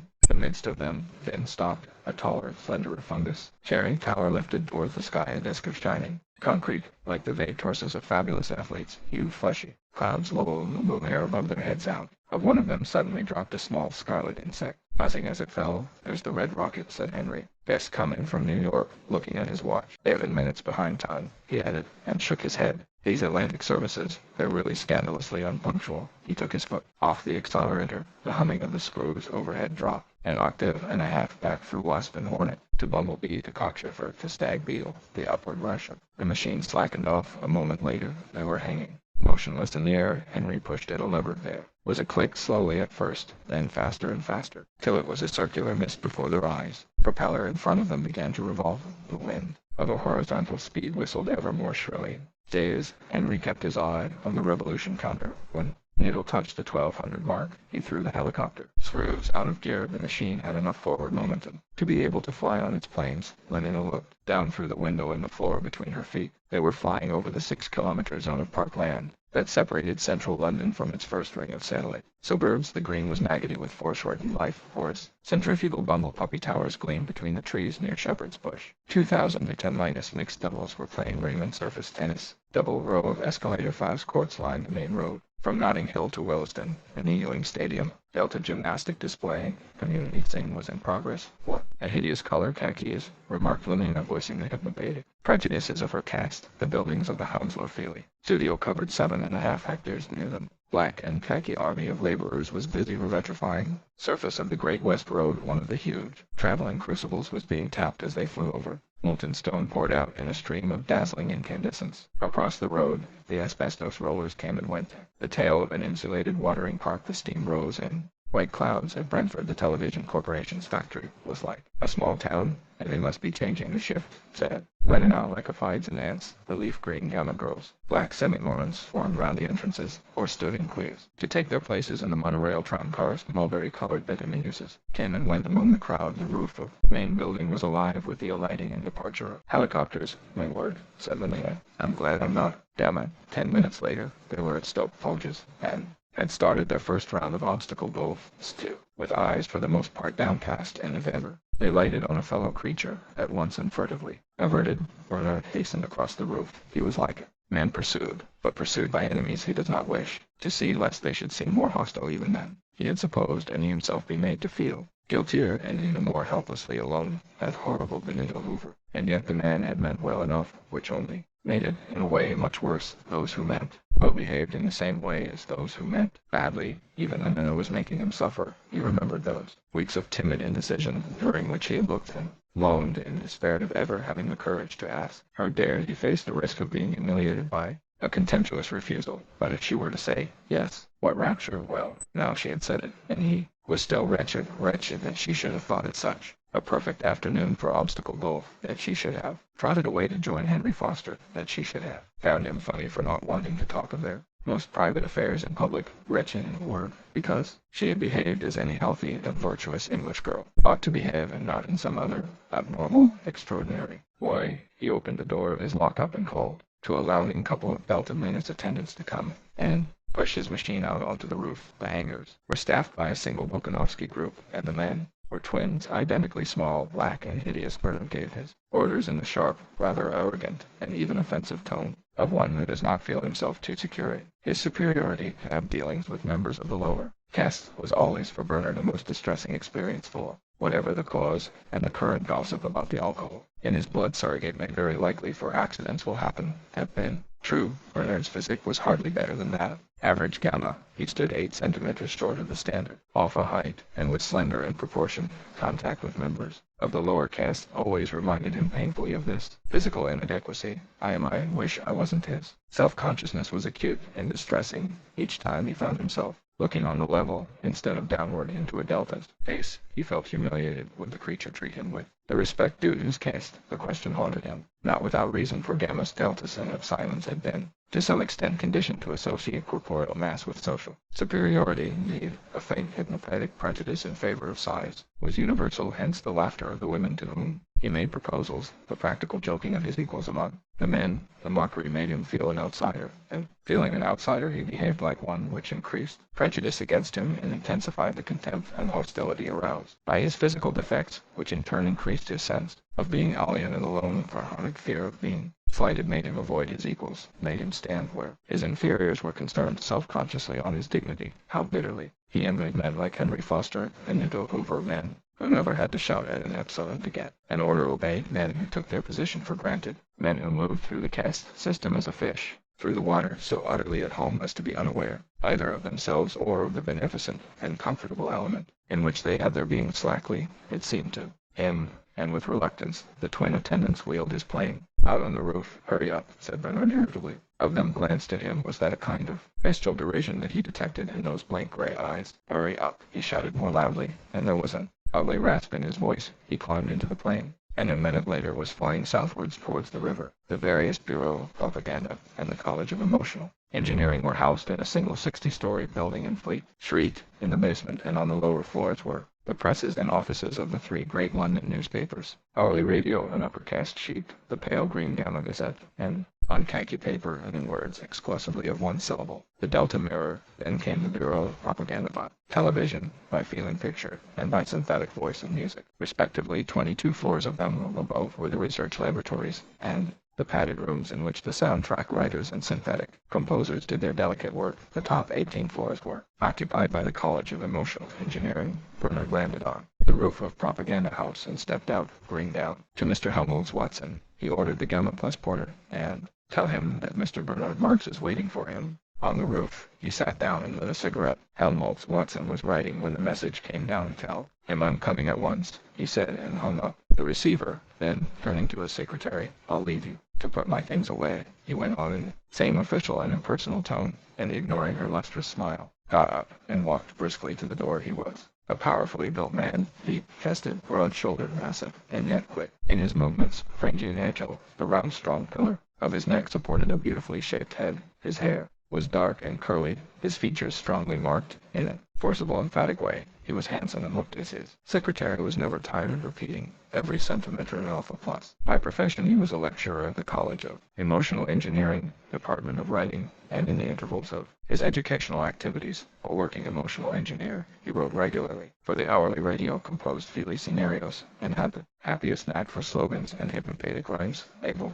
was the verdict of his superiors, perhaps, and they would shake their heads, would significantly lower their voices. A little too able. Yes, a little too able. They were right. A mental excess had produced in Helmholtz Watson effects very similar to those which in Bernard Marx were the result of physical defect. Too little bone and brawn had isolated Bernard from his fellow men, and the sense of this apartness, being by all the current standards a mental excess, became, in its turn, a cause of wider separation, that which had made Helmholtz so uncomfortably aware of being himself, and all alone was too much ability. What the two men shared was the knowledge that they were individuals, but whereas the physically defective Bernard had suffered all his life from the consciousness of being separate, it was only quite recently that, grown aware of his mental excess, Helmholtz Watson had also become aware of his difference from the people surrounded him. This escalator squash champion, this indefatigable lover, it was said that he had had 640 different girls in under 4 years. This admiral committee man, base mixer, had realized quite suddenly that sport, women, communal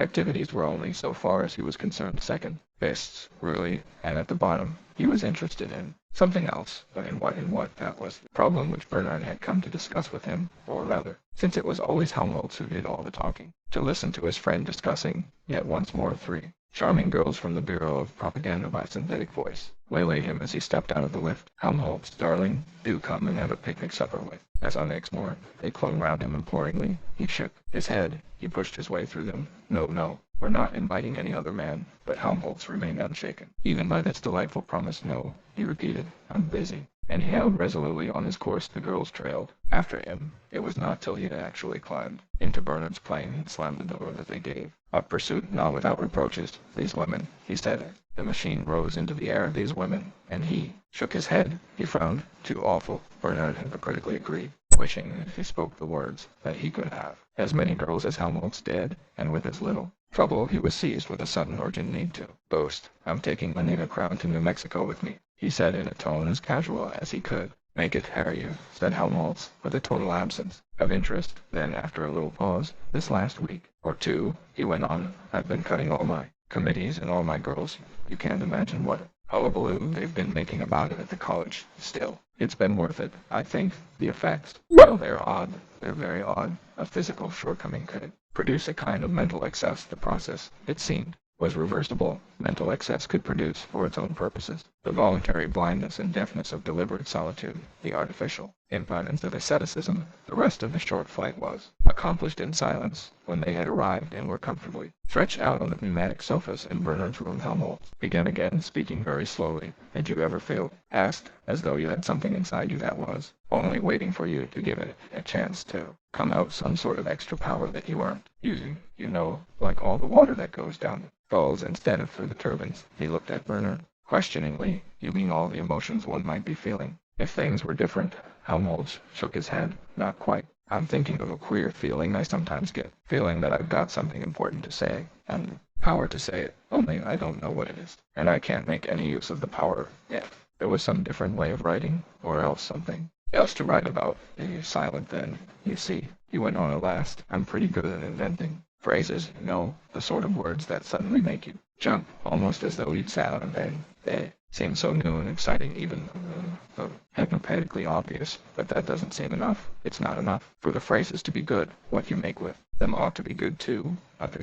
"Good, Helmholtz." "Oh, as far as they go," Helmholtz shrugged his shoulders, "but they go such a little way. Aren't important enough. Somehow I feel I could do something much more important. Yes, and more intense, more violent. But what is there more important to say, and how can one be violent about the sort of things one's expected to write about? Words can be like rays. If you use them properly, they'll go through anything you read. You're pierced. That's one of the things I try to Teach my students how to write piercingly, but what on earth? The good of being pierced by an article about community sane, or the latest improvement in sound organs. Besides, can you make words really piercing, like the very hardest hoorays, when you're writing about that sort of thing? Can you say something about nothing? That's what it finally boils down to. It. Try it, I tried. Suddenly, and lifted a warning finger, they listened. I believe there's somebody at the door, he whispered. Helmholtz got up, tiptoed across the room, and with a sharp, quick movement, flung the door wide open. There was, of course, nobody there. I'm sorry, said Bernard, failing and looking uncomfortably foolish. I suppose I've got things on my nerves a bit.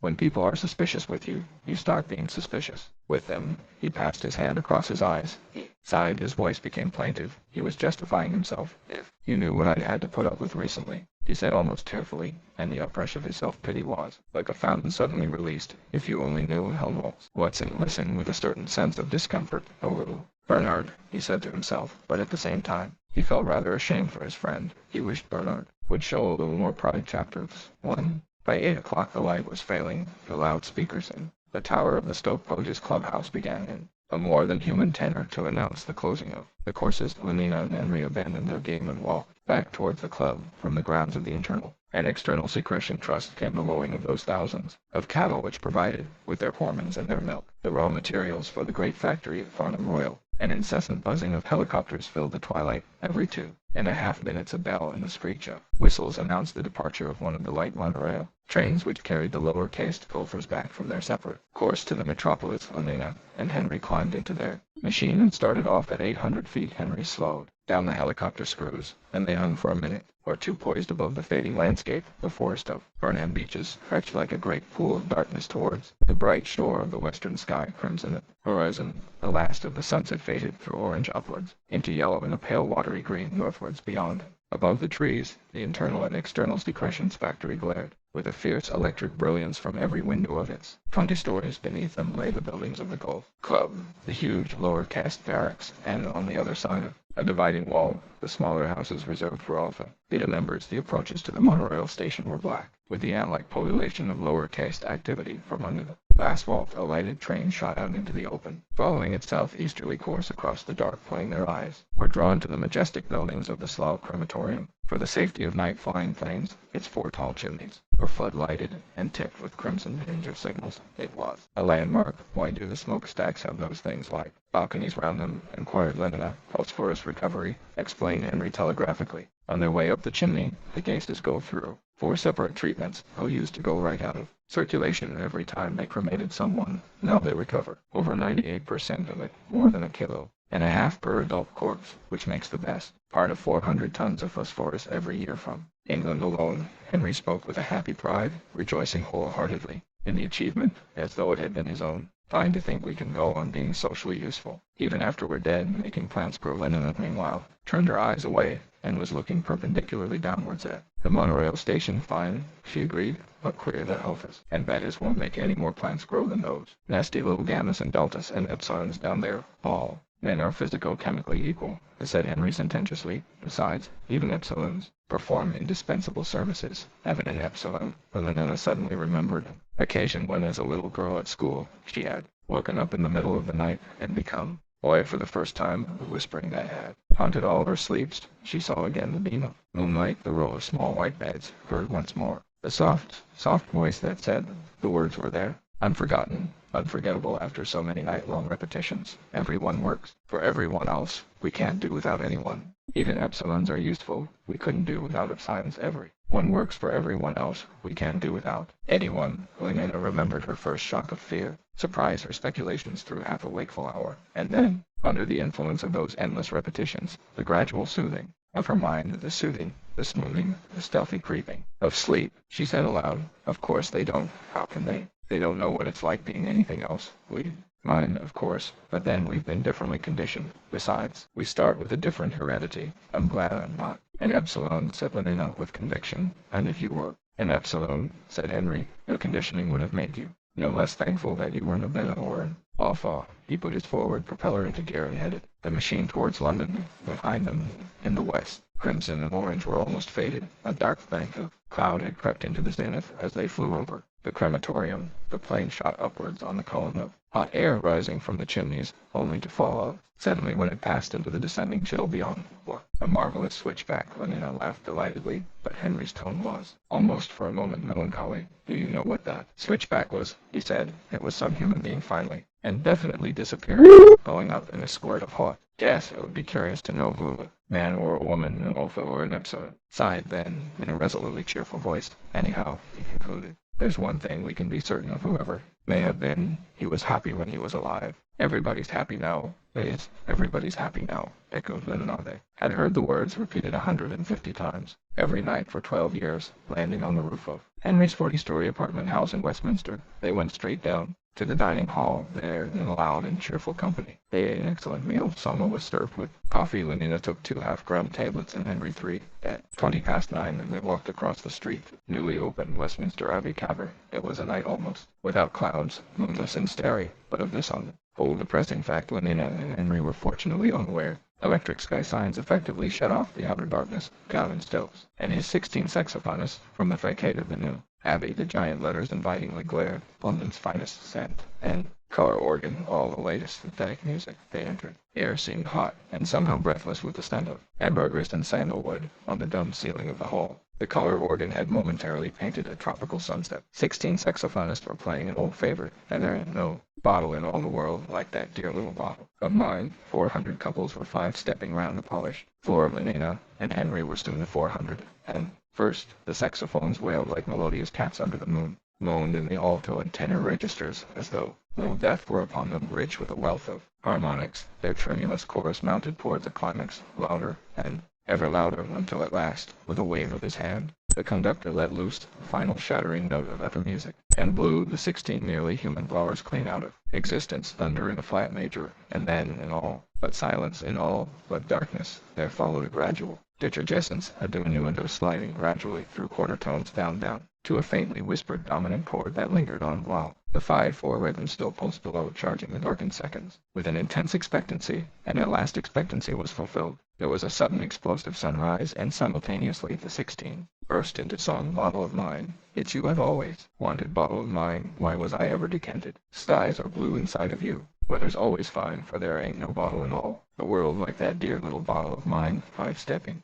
with the other 400 round and round Westminster Abbey. Lenina and Henry were yet dancing in another world, the warm, the richly colored, the infinitely friendly world of summer holiday. How kind, how good-looking, how delightfully amusing everyone was. Bottle of mine, it's you I've always wanted. But Lenina and Henry had what they wanted. They were inside here, and now safely inside with the fine weather, the perennially blue sky, and when exhausted, the 16 and laid by their saxophones, and the synthetic music apparatus was producing the very latest. In slow-mo fusion blues, they might have been twin embryos, gently rocking together on the waves of a bottled ocean of blood surrogate. Good night, dear friends. Good night, dear friends. The loudspeakers hailed their commands in a genial and musical politeness. Good night, dear friends. Obediently, with all the others, Lenina and Henry left the building.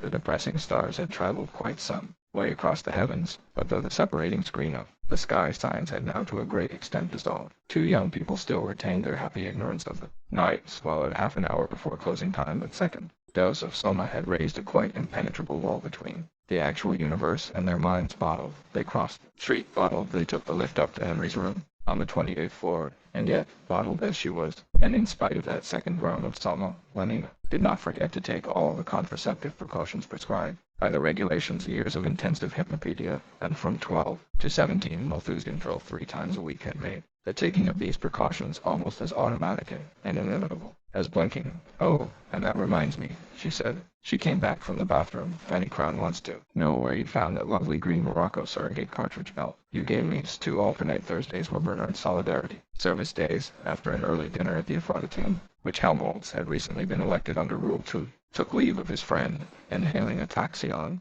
the roof, told the man to fly to the Fordson Community Singery. The machine rose a couple of 100 meters, then headed eastwards, and as it turned, there before Bernard's eyes, gigantically beautiful, was the Singery, floodlighted, its 300 and 20 meters of white Karasor gleamed with the snowy incandescence over Ludgate Hill. At each of the four corners of its helicopter platform an immense shone crimson against the night, and from the mouths of 24 vast golden trumpets rumbled a solemn synthetic music. I'm late, Bernard said to himself as he first caught sight of Big Henry, the Singery clock, and sure enough, as he was paying off his cab, Big Henry sounded the hour forward, sang out in an immense bass voice from all the golden trumpets, forward, forward, forward. The 9 times Bernard ran to lift the great auditorium for Ford's Day celebrations and other massed community sings was at the bottom of the building. Above it, 100 to each floor, were the 7,000 rooms used by Solidarity groups for their fortnightly services. Bernard dropped down to floor 33, hurried along the corridor, stood hesitating for a moment outside room 3210, then, having wound himself up, opened the door and walked in. Thank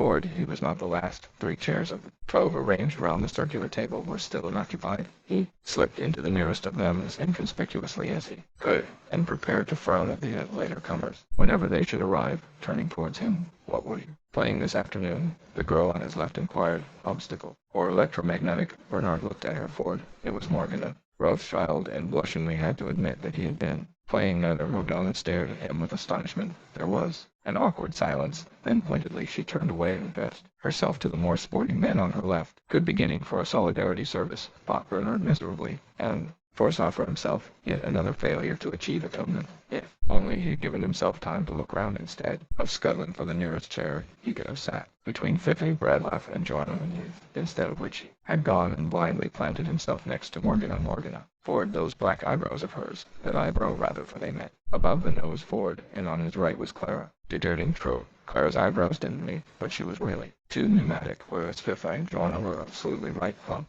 blonde, and not too large, and it was that great loud Tom Colagucci who now took the seat between them. Last arrival was Sarah Ginny Angels. You're late, said the president of the group severely. Don't let it happen again. Sarah Ginny apologized and slid into her place between Jim Volkanovsky, Herbert Bacon, and so perfect and without flaw, man, woman, man in a ring of endless alternation round the table, 12 of them ready to be made one, waiting to come together to be, that is, to lose their 12 separate identities in a larger being. The president stood up, made the sign of the head, switching on the synthetic music, let loose soft indefatigable beating of drums and a choir of instruments near wind and superstring that plaintively repeated the brief and unescapably haunting melody of the first Solidarity hymn again and again, and it was not the ear that heard the pulsing rhythm, it was the midriff, the wail and clang of those recurring harmonies haunted not the mind with the yearning bowels of compassion. The president made another sign of the end, sat down. The service had begun. The dedicated Summa tablets were placed in the center of the dinner table. Glowing cup of strawberry ice cream Summa was passed from hand to hand, and with the formula, I drink to my annihilation, 12 times quaff, and synthetic orchestra. The first Solidarity hymn was sung for we are 12. Oh, make us one like drop within the social river. Oh, make us now together run as swiftly as thy shining fliver of yearning stanzas. And then the loving cup was passed a second time. I drank to the greater being was now the formula. Oh, drank tirelessly. The music played, the drums beat, the crying and clashing of the harmonies were an obsession. In the melted bowels, the second Solidarity hymn was sung. Come, greater being, social friend, annihilating 12 in one, we long to die for when we end. Our larger life has but begun. Again 12 stanzas by this time the Summa had begun to work. Eyes shone, cheeks were flushed. The inner light of universal benevolence broke out on every face in happy, friendly smiles. Even Bernard felt himself a little melted when Morgana Rothschild turned and beamed at him. He did his best to beam back, but the eyebrows of that couldn't ignore it. Couldn't, however hard he tried. The melting hadn't gone far enough. Perhaps if he had been sitting between Fifi and Joanna for the third time, the loving cup went round. I drink to the imminence of his coming, said Morgana Rothschild, whose turn it happened to be to initiate the circular rite. Her tone was loud and exultant. She drank and passed the cup to Bernard. I drink to the imminence of his coming, he repeated, with a sincere attempt to feel that the coming was imminent, but the eyebrow continued to haunt him, and the coming, so far as he was concerned, was horribly remote. He drank and handed the cup to Clara, determining, it'll be a failure again, he said to himself. I know it will. But he went on doing his best to beam. Loving cup had made its circuit, lifting his hand. President gave a signal. The chorus broke out into the third Solidarity hymn. Feel how the greater being comes. Rejoiced, and in rejoicings died, melt in the music of the drums. For I am you, and you are verse, seated verse. The voices thrilled with an ever intenser excitement. The sense of the comings Eminence was like an electric tension in the air. President switched off the music, and with the final note of the final stanza, there was absolute silence, the silence of stretched expectancy, quivering and creeping with a galvanic life. President reached out his hand, and suddenly a voice, a deep, strong voice, more musical than any merely human voice, richer, warmer, more vibrant with love and yearning and compassion. A wonderful, mysterious, supernatural voice spoke from above their heads, very slowly. "Oh, forward, forward, forward," it said diminishingly, and, on a descending scale, a sensation of warmth radiated thrillingly. Out from the solar plexus to every extremity, bodies of those who listened, tears came into their eyes. Their hearts, their bowels, seemed to move within them, as, though with an independent life afford, they were melting forward, dissolved, dissolved. Then, in another tone, suddenly, startlingly, listened, trumpeted. The voice listened. They listened, and after a pause, sunk.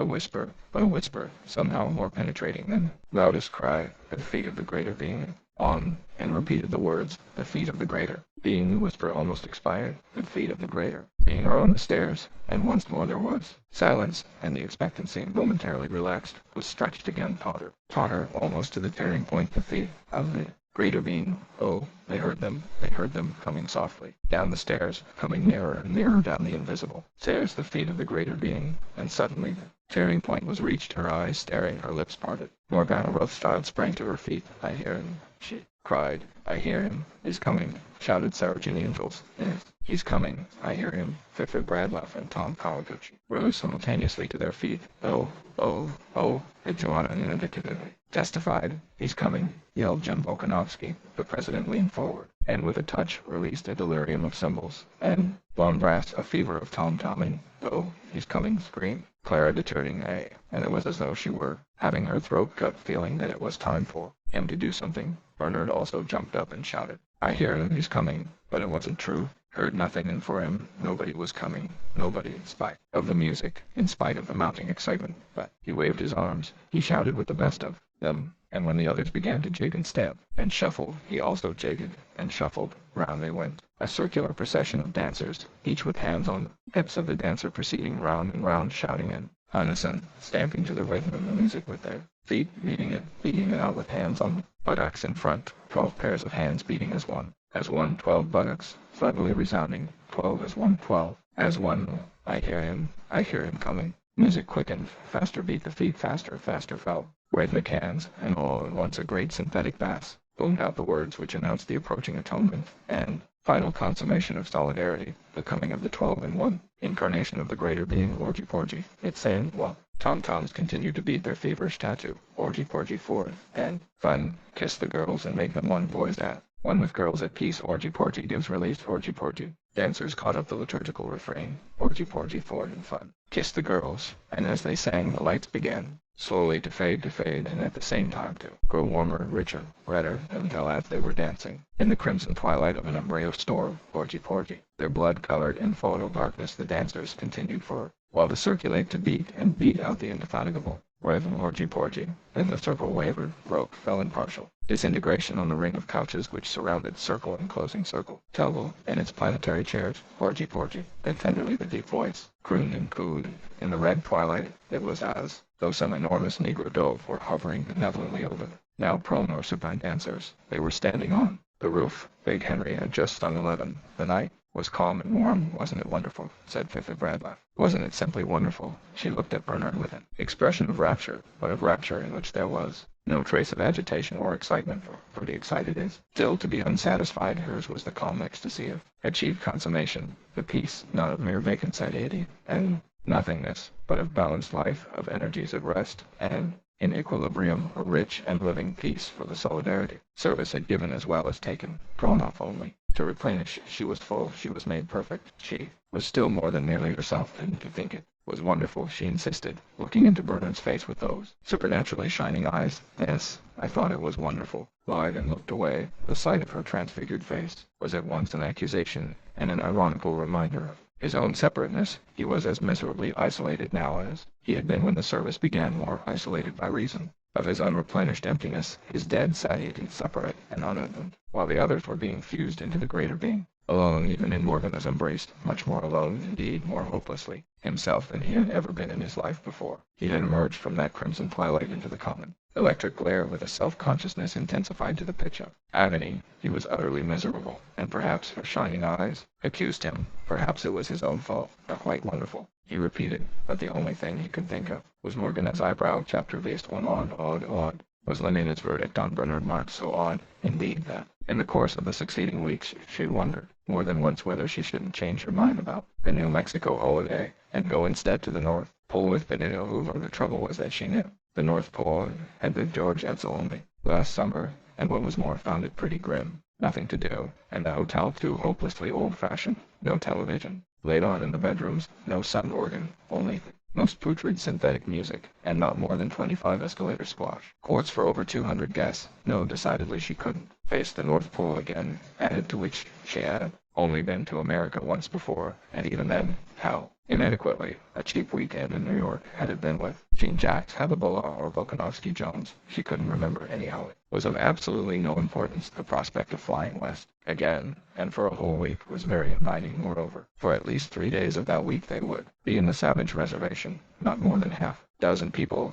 in the whole center had ever been inside a Savage Reservation. As an Alpha Plus psychologist, Bernard was one of the few men she knew entitled to a permit. For Leonard, the opportunity was unique, and yet so unique also was Bernard's oddness that she hesitated to take. It had actually thought of risking the pole again with funny old Benito. At least Benito was normal, whereas Bernard, alcohol in his blood surrogate, was Fanny's explanation of every eccentricity. But Henry, with whom one evening when they were in bed together, Lenina had rather anxiously discussed her new lover. Henry had compared poor Bernard to a rhinoceros. You can't teach a rhinoceros tricks, he had explained in his brief and vigorous style. Some men are almost rhinoceroses. They don't respond properly to conditioning. Poor devils, Bernard's one of them. Luckily for him, he's pretty good at his job otherwise. The director would never have kept him. However, he added consolingly, I think he's pretty harmless perhaps, but also pretty disquieting. That mania to start with for doing things in private, which meant in practice not doing anything at all for what was there that one could do.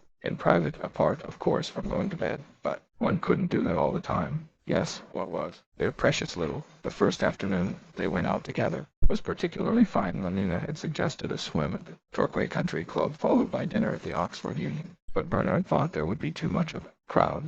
Then what about a round of electromagnetic golf at St. Andrews? But again, no, Bernard considered that electromagnetic golf was a waste of time. What's time for it? Asked Lenina in some astonishment, apparently for going walks in Lake District, for that was what he now proposed. Land on the top of Skiddaw and walk for a couple of hours in the hither. Alone with you, Lenina? Bernard, we shall be alone all night. Bernard blushed and looked away. I meant alone for talking, he mumbled. Talking? But what about walking and talking? That seemed a very odd way of spending an afternoon. In the end she persuaded him, much against his will, to fly over to Amsterdam to see the semi-finals of the Women's Heavyweight Wrestling Championship. And a crowd, he grumbled, as usual. He remained obstinately gloomy the whole afternoon, wouldn't talk to Lenina's friends, whom they met dozens in the ice-cream samovar between the wrestling bouts, and in spite of his misery absolutely refused to take the half-ground raspberry sundae which she pressed upon him. I'd rather be myself, he said, himself, and nasty, not somebody else, however jolly.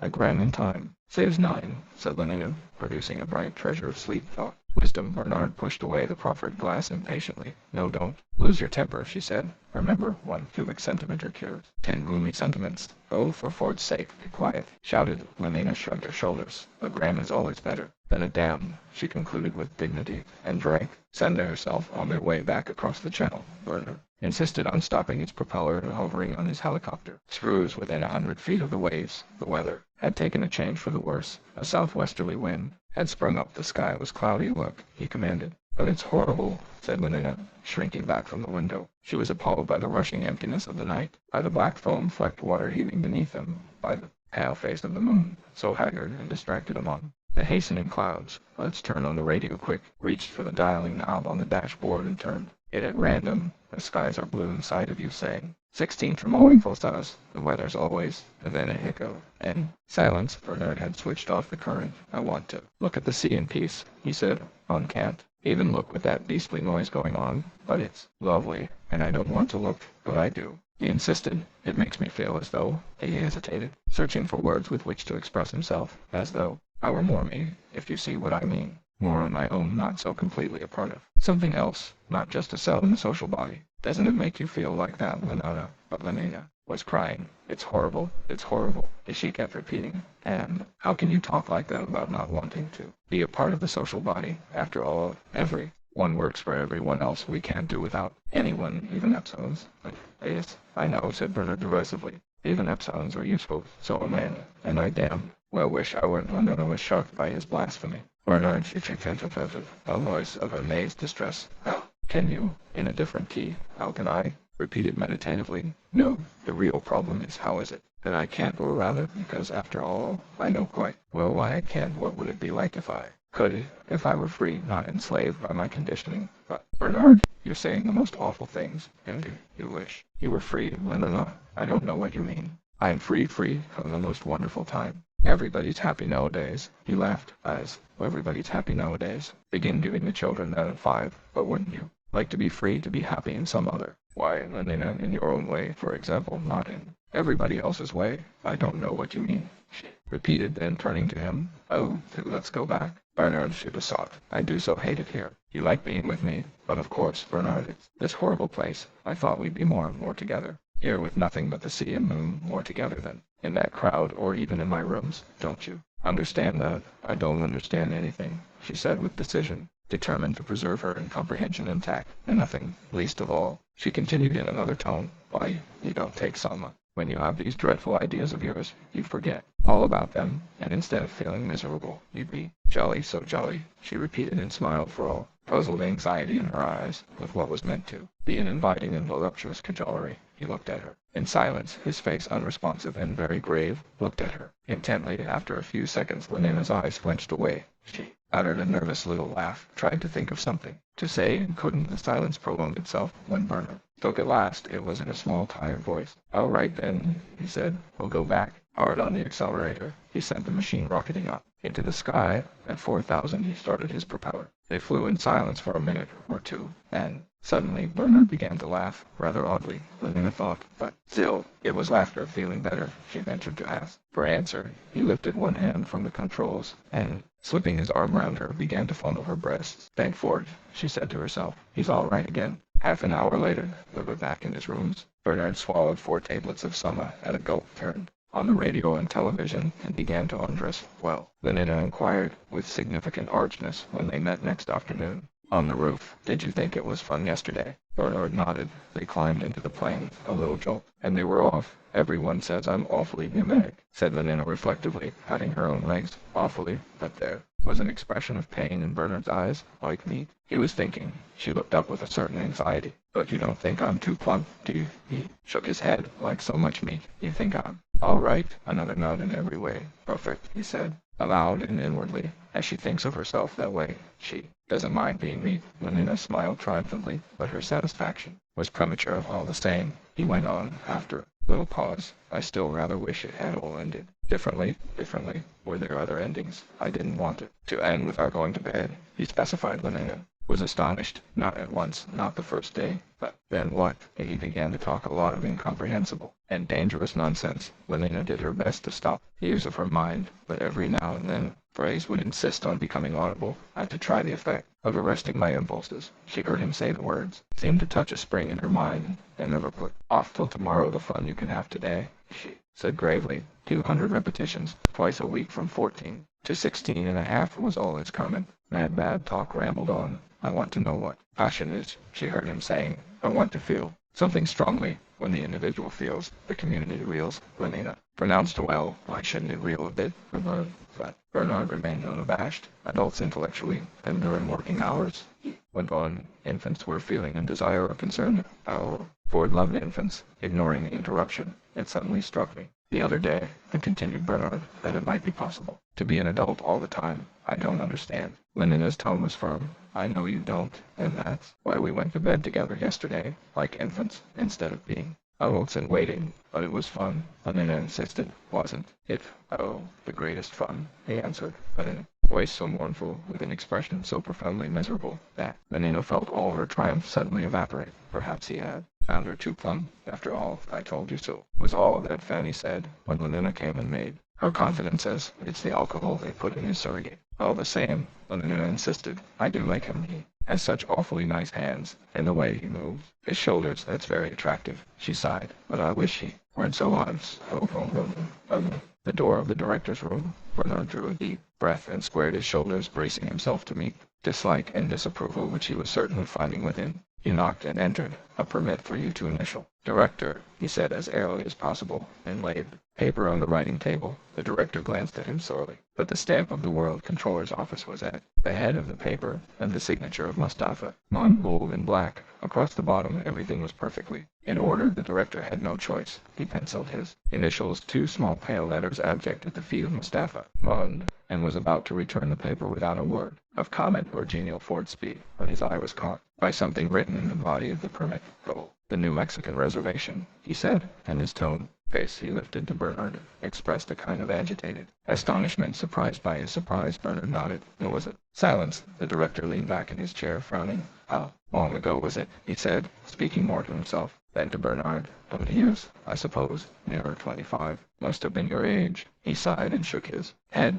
Bernard felt extremely uncomfortable. A man so conventional, so scrupulously correct as the director, and to commit so gross solecism. It made him want to hide his face, run out of the room. Not that he himself saw anything intrinsically objectionable in people talking about the remote past. That was one of those hypnopated prejudices he had, so he imagined completely got rid of. What made him feel shy was the knowledge that the director disapproved, and yet had been betrayed into doing a forbidden thing. Under what inward compulsion? Through his discomfort, Bernard eagerly listened. I had the same idea as you, the director was saying. Wanted to have a look at the savages. Got a permit for New Mexico and went there for my summer holiday with the girl I was having at the moment. She was a bit Manus, and I think he shut his eyes. I think she had yellow hair anyhow. She was pneumatic, particularly pneumatic. I remember that while we went there, we looked at the savages, and we rode about on horses and all that, and then it was almost the last day of my leave then. Well, she got lost. We'd gone riding up one of those revolting mountains, and it was horribly hot and oppressive, and after lunch we went to sleep, or at least I did. She must have gone for a walk alone. At any rate, when I woke up, she wasn't there. The most frightful thunderstorm I ever seen was just bursting on us, and it poured and roared and flashed, and the horses broke loose and ran away, and I fell down trying to catch them, and hurt my knee so that I could hardly walk. Still, I searched, and I shouted, and I searched, but there was no sign of her. Then I thought she must have gone back to the rest house by herself, so I crawled down into the valley by the way had come. My knee was agonizingly painful, and I'd lost my stomach. It took me hours. I didn't get back to the rest house till after midnight, and she wasn't there. She wasn't there, the director repeated. There was a silence. Well, he resumed at last, the next day there was a search, but we couldn't find her. She must have fallen into a gully somewhere or been eaten by mountain lion, Ford knows. Anyhow, it was horrible. It upset me very much at the time, more than it ought to have done, I dare say, because, after all, it's the sort of accident that might have happened to any one, and of course, the social body persists, although component cells may change. But this sleep-taught consolation did not seem to be very effective. Shaking his head, I actually dream about it sometimes, the director went on in a low voice. Dream of being woken up by that peal of thunder and finding her gone. Dream of searching for her under the trees. He lapsed into the silence of reminiscence. You must have had a terrible shock, said Bernard almost enviously. At the sound of his voice, the director started into a guilty realization of where he was. Shot a glance at Bernard, and averting his eyes, blushed darkly, looked at him again with sudden suspicion, and angrily on his dignity. At a mountain, he said, had any indecorous relation with the girl. Nothing emotional, nothing long drawn. It was all perfectly healthy and normal. He handed Bernard the permit. I really don't know why I thought you with this trivial anecdote, furious with himself for having given away a discreditable secret. He vented his rage on Bernard. The look in his eyes was now frankly malignant. And I should like to take this opportunity, Mr. Marks, he went on, saying that I'm not at all pleased with the reports I receive of your behavior outside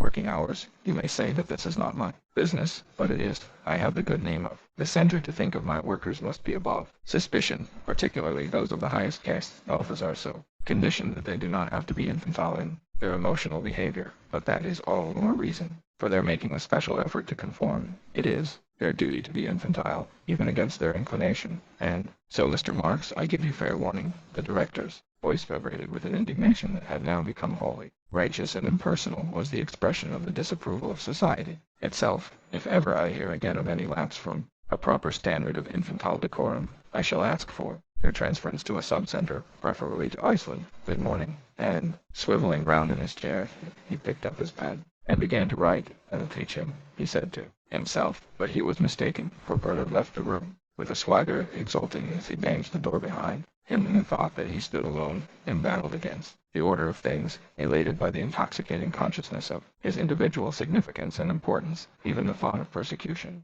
left him undismayed, was rather tonic than depressing. He felt strong enough to meet and overcome affliction, strong enough to face even Iceland, and this confidence was the greater for his not for a moment really believing that he would be called upon to face anything at all. People simply weren't transferred for things like that. Iceland was just threat, a most stimulating and life-giving threat. Walking along the corridor, he actually whistled. Heroic was the account he gave that evening of his interview with the dead, whereupon concluded. I simply told him to go to the bottomless, passed and marched out of the room, and that was that. He looked at Helmholtz Watson expectantly, awaiting his due. A word of sympathy, encouragement, admiration, but no word came. Helmholtz sat silent, staring at the floor. He liked Bernard. He was grateful to him for being the only man of his acquaintance with whom he could talk about the subjects he felt to be important. Nevertheless, there were things in Bernard which he hated, this boasting, for example, and the outbursts of an abject self-pity with which it alternated, and his deplorable habit of being bold after the event, and full in absence of the most extraordinary presence of mind. He hated these things just because he liked Bernard II. Past Helmholtz continued to stare at the floor, and suddenly Bernard blushed and turned away. Quite uneventful. The Blue Pacific rocket was 2.5 minutes early at New Orleans, lost 4 minutes in a tornado over Texas, but flew into a favorable air current at longitude 95 west, and was able to land at Santa Fe less than 40 seconds behind scheduled time. 40 seconds on a 6.5-hour flight. Not so bad, Leonard conceded. They slept that night. Santa Fe hotel was excellent, incomparably better, for example, than that horrible Aurora Palace in which Leonard had suffered so much the previous summer. Liquid air, television, rubber vacuum massage, video boiling caffeine solution, hot contraceptives, and 8 different kinds of scent were laid on in every bedroom. The synthetic music plan was working as they entered the hall, and left nothing to be desired. A notice in the lift announced that there were 60 escalator squash racket courts in the hotel, and that obstacle and electromagnetic golf could both be played in the park. But it sounds simply too lovely, cried Leonard. I almost wish we could stay here. 60 escalator squash courts, and no scent, no television, no hot water, even. If you feel you can't stand it, stay here till I come back. Leonard was quite offended. Of course I can stand it. I only said it was lovely here. Because progress is lovely, isn't it? 500 repetitions once a week from 13 to 17, said Bernard, wearily, as though to himself. What did you say? Said that progress was lovely. That's why you mustn't come to the reservation unless you really want to. But do want to, very well then, said Bernard, and it was almost a threat. Their permit required the signature of the warden of the reservation, at whose office next morning they duly presented themselves. An Epsilon Plus Negro porter took in Bernard's card, and they were admitted almost immediately. The warden was a blond and brachycephalic alpha minus short, red, moon-faced, and broad-shouldered, with a loud, booming voice, very well adapted to the utterance of hypnopathic wisdom. He was a mine of irrelevant information, and unasked for good advice. Once started, he went on and on boomingly. The 560,000 square kilometers, divided into 4 distinct sub-reservations, each surrounded by a high-tension wire fence at this moment, and for no apparent reason. Bernard suddenly remembered that he had left the Colon tap in his bathroom wide open and running from the Grand Canyon hydro-electric station. Cost me a fortune. By the time I get back, with his mind's eye, Bernard saw the needle on the centimeter creeping round and round, and like indefatigably, quickly telephoned to Helmholtz Watson of 5,000 kilometers of fencing at 60,000 volts. You don't say so, said Leonard politely, not knowing him at least what the warden had said, but taking her cue from his dramatic pause when the warden started booming. She had inconspicuously swallowed half a gram of samo, the result that she could now sit serenely, not listening, thinking of nothing at all, but with her large blue eyes fixed on the warden's face in an expression of rapt attention. To touch the fence is instant death, pronounced the warden sullenly. There is no escape from a savage reservation. The word escape was suggestive. Perhaps, said Bernard, half rising, we ought to think of going. The little black needle was scurrying, an insect, nibbling through time, eating into his money. No escape, repeated the warden, waving him back into his chair, and as the permit was not yet countersigned, Bernard had no choice but to obey. Are born in the reservation, and remember, my dear young lady, he added, leering obscenely at Leonard, and speaking in an Improper whisper, remember that, in the reservation children still are. Born, yes, actually born, revolting as that may seem. Hoped that this reference to a shameful subject would make Lynetta blush, but she only smiled with simulated intelligence, and said, "You don't say so," disappointed. The warden began again. "Those, I repeat, who are born in the reservation are destined to die there, destined to die." A dissiliture. Oh, could go on every minute. 6 letters an hour, perhaps. Bernard tried. Again, but, leaning forward, the director tapped the table with his forefinger. "You ask me how many people live in the reservation, and I replied triumphantly, I reply that we do. Not know, we can only guess. You don't say so." "My dear young lady, I do say so 6 times. 24, no, it would be nearer 6 times 36, Bernard was pale and trembling with impatience, but inexorably the booming continued. "And about 60,000 Indians and half-breeds occasionally visit, otherwise no communication whatever with the civilized world. Still preserve their repulsive habits and customs. Marriage, if you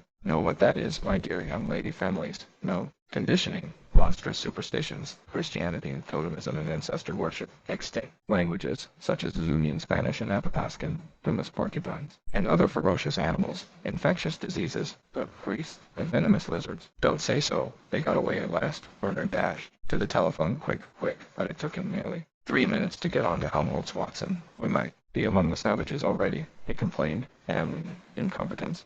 Graham suggested Leonard. He refused, preferring his anger, and at last, thank Ford, he was through. Yes, was Helmholtz, to whom he explained what had happened, and who promised to go round at once, and turn off the tap. Yes, at once, but took this opportunity to tell him what the day had said in public yesterday evening. "Well, he's looking out for one to take my place." Bernard's voice was agonized. "So, it's actually decided. Did he mention Iceland?" "You say he did, Ford, Iceland." He hung up the receiver and turned back to Lynetta. His face was pale, his expression utterly dejected. "What's the matter?" she asked. "And the matter?" He dropped heavily into a chair. "I'm going to be sent to Iceland." Often in the past he had wondered what it would be like to be subjected, somewhat and with nothing but his own inward resources, to relay on to some great trial, some pain, some persecution. He had even longed for affliction. As recently as a week ago, in the director's office, he had imagined himself courageously resisting, stoically accepting, suffering without a word. The director's threats had actually elated him, made him feel larger than life. But that, as he now realized, was because he had not taken threats quite seriously. He had not believed that when it came to the point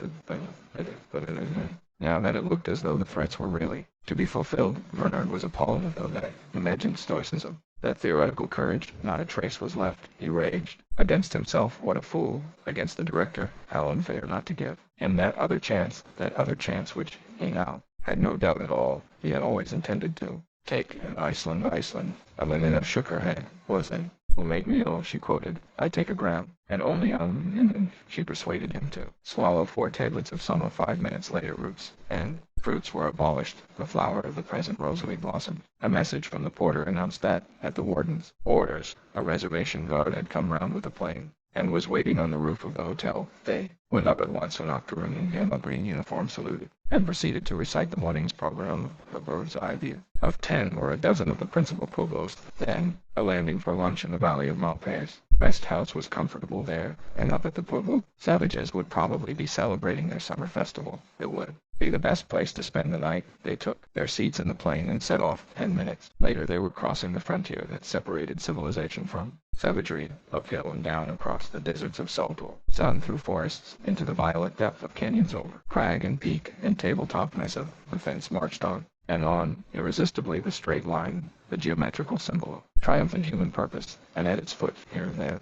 a mosaic of white bones, a still unrotted carcass dark on the tawny ground marked the place where deer or steer, puma or porcupine or coyote, or the greedy turkey, buzzards drawn down by the whiff of carrion and fulminated, as though by a poetic justice, had come too close to the destroying wires. "They never learn," said the green uniformed Talbot, pointing down at the skeletons on the ground below them. "And they never will learn," he added, and laughed, as though he had somehow scored a personal triumph over the electrocuted animals. Bernard also laughed. After 2 grams of some other joke seemed, for some reason, who laughed, and then almost immediately dropped off to sleep, and sleeping was carried over Taos and Tizik, over Nam and Picurus, and, for joke, over San Coquetti, over Laguna and Coma, the enchanted mesa, over Zuni and Saboy, and Ojo Caliente, and woke at last to find the machine standing on the ground, Lynetta carrying the suitcases into a small square house, and again the green octoroon talking incomprehensibly with a young Indian Malpass, explained the pilot as Leonard stepped out, is the rest house, and there's a dance this afternoon at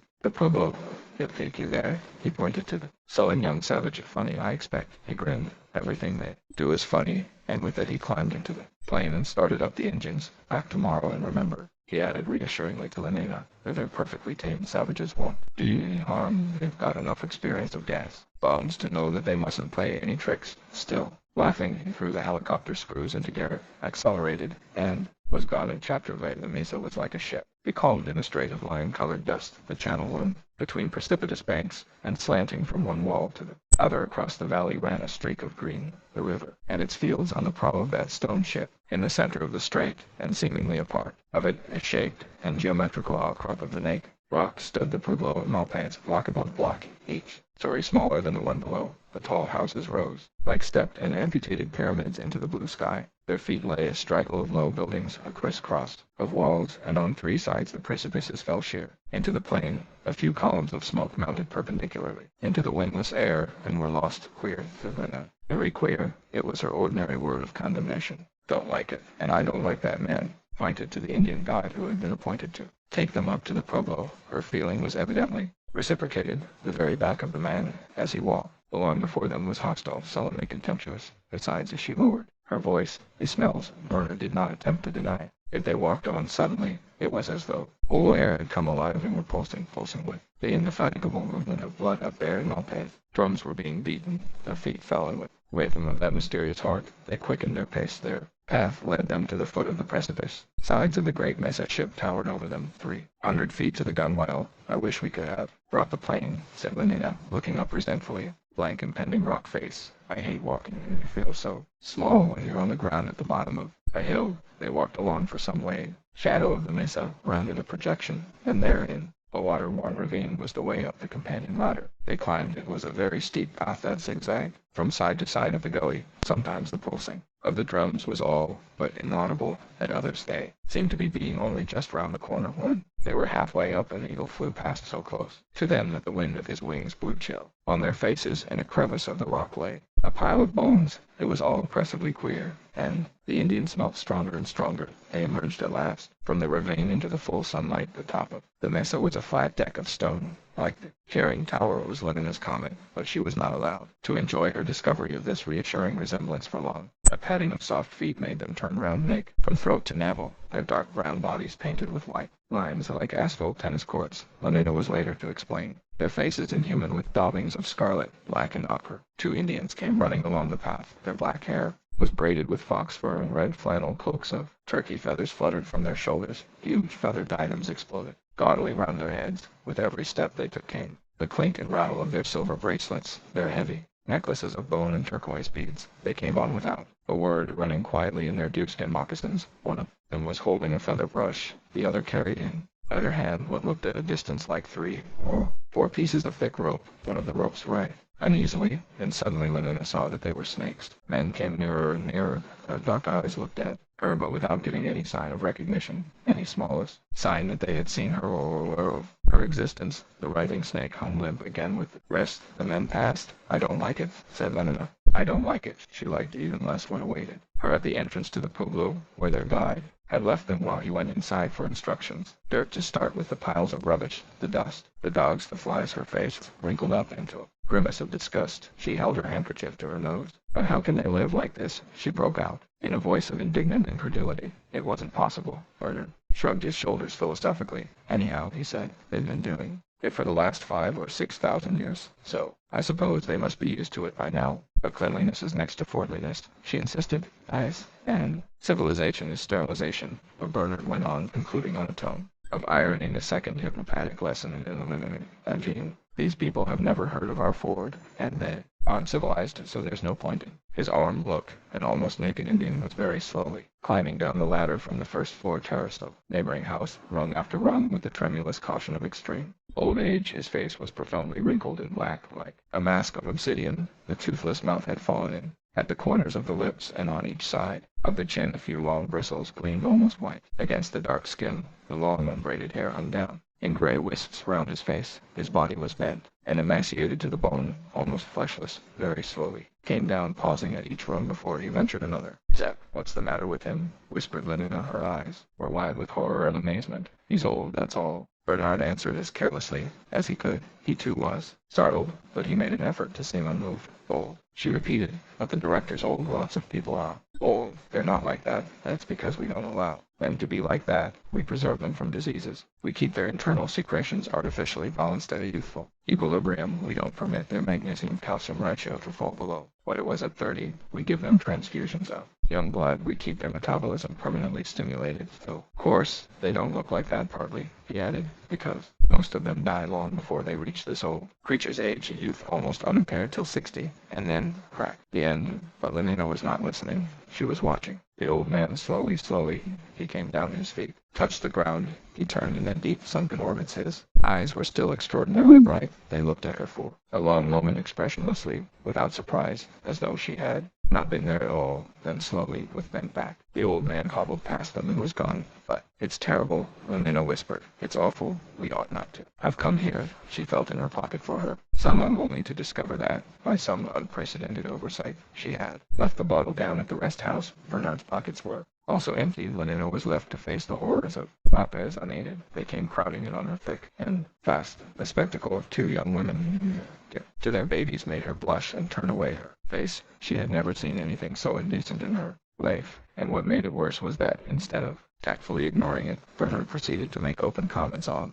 this revoltingly viviparous scene. Ashamed, now that the effects of the soma had worn off of the weakness he had displayed that morning in the hotel, he went out of his way to show himself strong and unorthodox. What a wonderfully intimate relationship, he said, deliberately outrageous, and what an intensity of feeling it must generate. I often think one may have missed something in not having had a mother, and perhaps you've missed something in not being a mother. Lenina, imagine yourself sitting there with a little baby of your own. But Bernard, how can you, the passage of an old woman with ophthalmia and a disease of the skin distracted her from her indignation. Let's go away, she begged.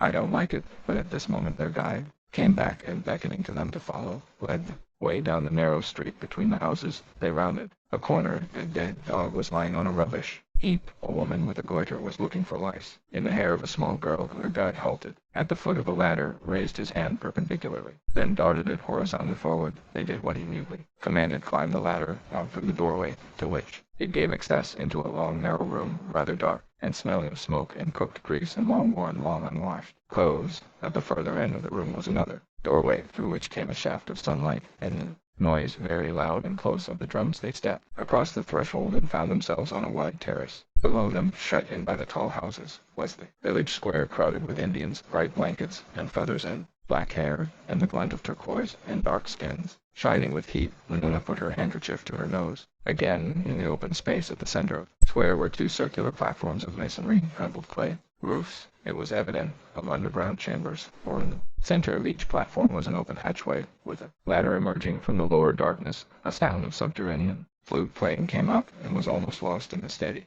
remorseless persistence of the drums. Lenina liked the drums. Shutting her eyes, she abandoned herself to their soft repeated thunder, allowed it to invade her consciousness more and more completely, till at last there was nothing left in the world but that one deep pulse of sound. It reminded her reassuringly of the synthetic noises made at solidarity services and Ford's Day celebrations. Porgy, she whispered to herself, these drums beat out just the same rhythms. There was a sudden, startling burst of singing, hundreds of male voices crying out fiercely in harsh metallic unison, a few long notes and silence, the thunderous silence of the drums, then shrill, in it, meaning trouble, the women's answer, then again the drums, and once more the men's deep, savage affirmation of their manhood. Queer, yes, the place was queer, so was the music, with the clothes and the goiters and the skin diseases, and the old people of the primitive himself. There seemed to be nothing specially queer about that. It reminds me of a lower caste community sing, she told Bernard, but Blair was reminding her a good deal less of that innocuous function, for suddenly there had swarmed up from those round chambers underground a ghastly troop of monsters, hideously masked or painted out of all semblance of humanity. They had tramped out a strange limping dance round the square, round and again round,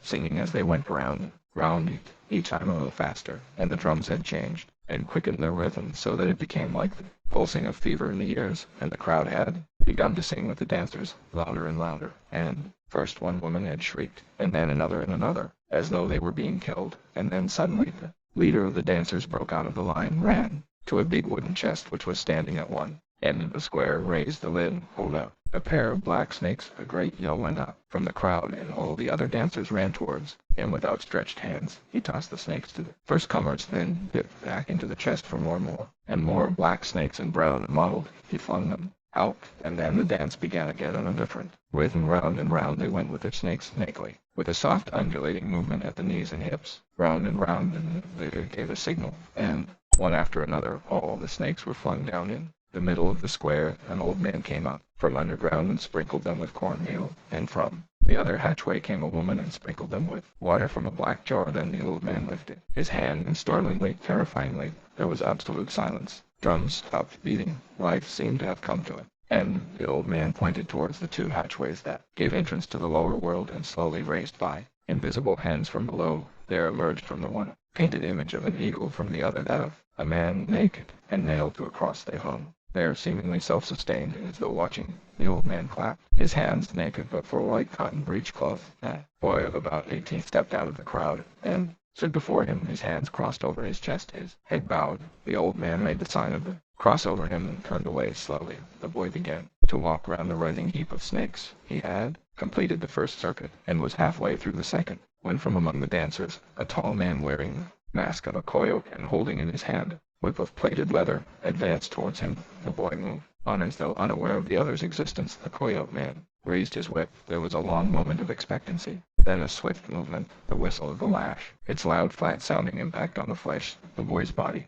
quivered, but he made no sound. He walked on at the same slow, steady pace. The coyote struck again, and at every blow at first a gasp, and then a deep groan went up from the crowd. The boy walked on twice, thrice, 4 times round he went. Blood was streaming, 5 times round, 6 times round. Suddenly, Lenina covered her face with her hands and began to sob. "Oh, stop them, she implored. The whip fell and fell inexorably 7 times round. Then all at once the boy staggered and, still without a sound, pitched forward onto his face, bending over him. The old man touched his back with a long white feather, held it up for a moment, crimson for the people to see, then shook it thrice over the snakes. 2 drops fell, and suddenly the drums broke out again into a panic of hurrying notes. There was a great shout. The dancers rushed forward, picked up the snakes, and ran out of the square. Men, women, children, all the crowd ran after them. A minute later the square was empty. Only the boy remained prone where he had fallen. Quite still, 3 old women came out of one of the houses, and with some difficulty lifted him and carried him and the eagle and the man on the cross. Kept guard for a little while over the empty provo. Then, as though they had seen enough, sank slowly down through their hatchways out of sight into the netherworld. Lenina was still sobbing. "Too awful," she kept repeating, and all Bernard's consolations were in vain. "Too awful, that blood." She shuddered. "Oh, I wish I had my son there." Was the sound of feet in the inner room. Lenina did not move, but sat with her face in her hands, unseeing apart. Only Bernard turned round a bit of the young man who now stepped out onto the terrace was Indian, but his plaited hair was straw-colored, his eyes a pale blue, and his skin a white skin. "Franz, hello, good morrow," said the stranger, faultless but peculiar. "English? You're civilized, aren't you? You come from the other place outside the reservation. Who on earth?" Astonishment. The young man sighed and shook his head. "Most unhappy gentleman," and pointing to the blood-stains in the center of the square. "Do you see that damned spot?" he asked in a voice that trembled with emotion. "Grandma's better than a dam," said Lenina mechanically from behind her hands. "I wish I had my son. Ought to have been there," the young man went on. "Why wouldn't they let me be the sacrifice? I'd have gone round 10 times, 12,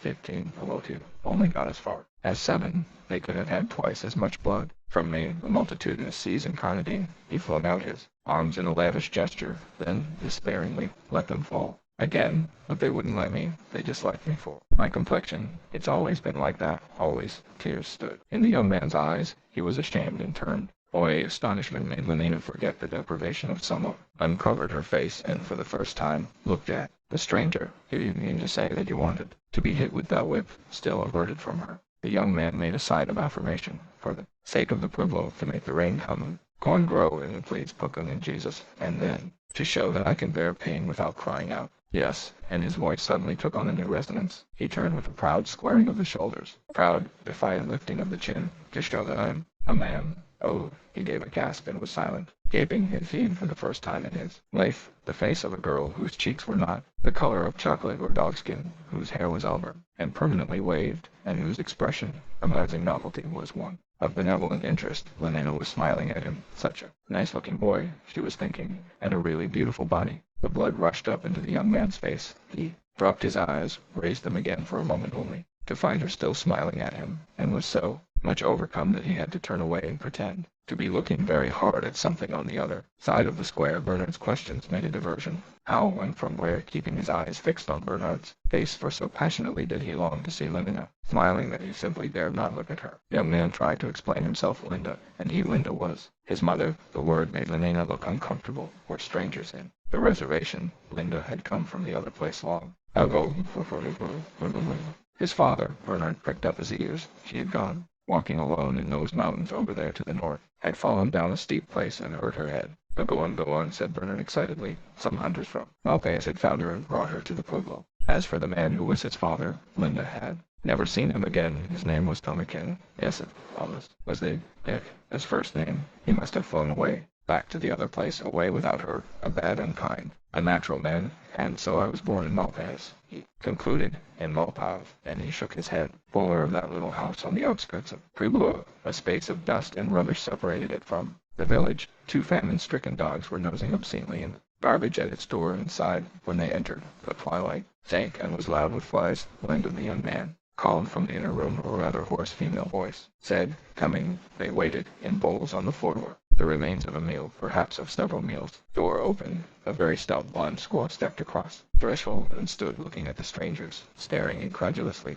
Mouth open, Lenina noticed with disgust that 2 front teeth were missing, and the color of the ones that remained. As she shuddered, it was worse than the old man, so fat, and all the lines in her face, the flabbiness, wrinkles, and the sagging cheeks, with those purplish blotches, and the red veins on her nose, bloodshot eyes, and that neck, and the blanket she wore over her head, ragged, filthy, and under the brown sack-shaped tunic, those enormous breasts, the bulge of the stomach, the hips, oh, much worse than the old man, much worse. And suddenly the creature burst out in a torrent of speech, rushed at her with outstretched arms, and forward. It was too revolting. In another moment she'd be sick, pressed her against the bulge, the bosom, and began to kiss her forward to kiss, slobberingly, and smelled too horrible, obviously. Never had a bath, and simply reeked of that beastly stuff that was put into Delta and Epsilon bottles. No, it wasn't true about Bernard. Positively stank of alcohol. She broke away as quickly as she could. A blubbered and distorted face confronted her. The creature was crying.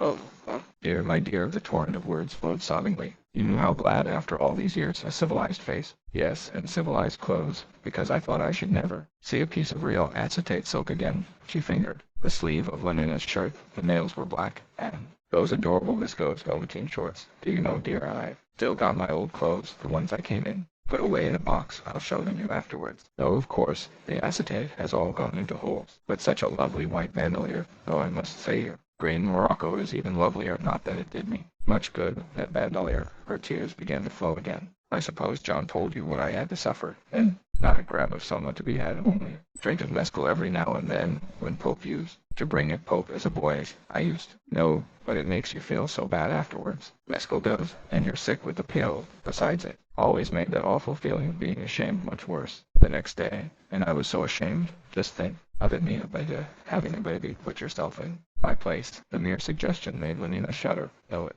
wasn't my fault, I swear, because I still don't know how it happened, seeing that I did all the Malthusian drill. You know my numbers 1, 2, 3, 4, always slur it, but all the same it happened. And of course there wasn't anything like an abortion center here. It's still down in Chelsea, by the way, she asked. Lenina nodded, and still floodlighted on Tuesdays and Fridays. Lenina nodded again. A lovely pink glass tower. Poor Linda lifted her face, and with closed eyes ecstatically contemplated the bright, remembered image and the river at night. As she whispered, great tears oozed slowly out from between her tight-shut eyelids, and flying back in the evening from Stoke Poges, and then a hot bath and by Rebecca massage. But there, she drew a deep breath, shook her head, opened her eyes again, sniffed once or twice, then blew her nose on her fingers and wiped them on the skirt of her tunic. Oh, I'm so sorry, she said in response to Lenina's involuntary grimace of disgust. I oughtn't to have done that. I'm sorry, but what are you to do when there aren't any handkerchiefs? I remember how it used to upset me, all that dirt, and nothing being aseptic. I had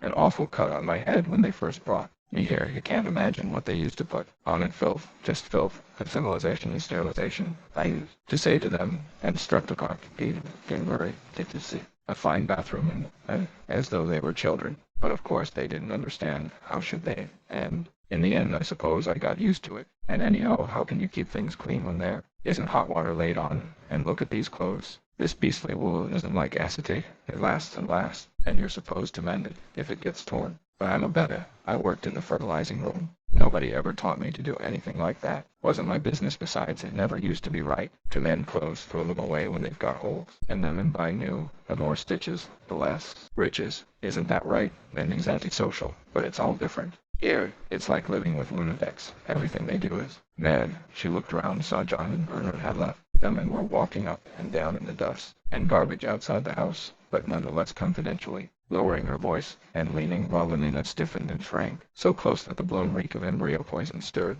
Hair on her cheek, for instance, she hoarsely whispered, "Take the way they have one another here mad, I tell you, absolutely mad. Everybody belongs to everyone else, don't they? Don't they?" she insisted, tugging at Lenina's sleeve. Lenina nodded. Her averted head let out the breath she had been holding and managed to draw another one, relatively untainted. "Well, here," the other went on, "nobody's supposed to belong to more than one person, and if you have people in the ordinary way, the others think you're wicked and antisocial. They hate and despise you. Once a lot of women came and made a scene because their men came to see me. Well, why not? And then they rushed at. You know, it was too awful. I can't tell you about it." Linda covered her face with her hands and shuddered. "And so hateful. The women here, mad, cruel, and of course they don't know anything about Malthusian drill or bottles or decanting or anything of that sort. So they're having children all the time like dogs. It's too revolting to think that. Oh, Ford. And yet John was a great comfort to me. Don't know what I should have done without him, even though he did get so upset whenever a man, quite as a tiny boy, even once, but that was when he was bigger. He tried to kill poor waves or was. It just because I used to have them sometimes.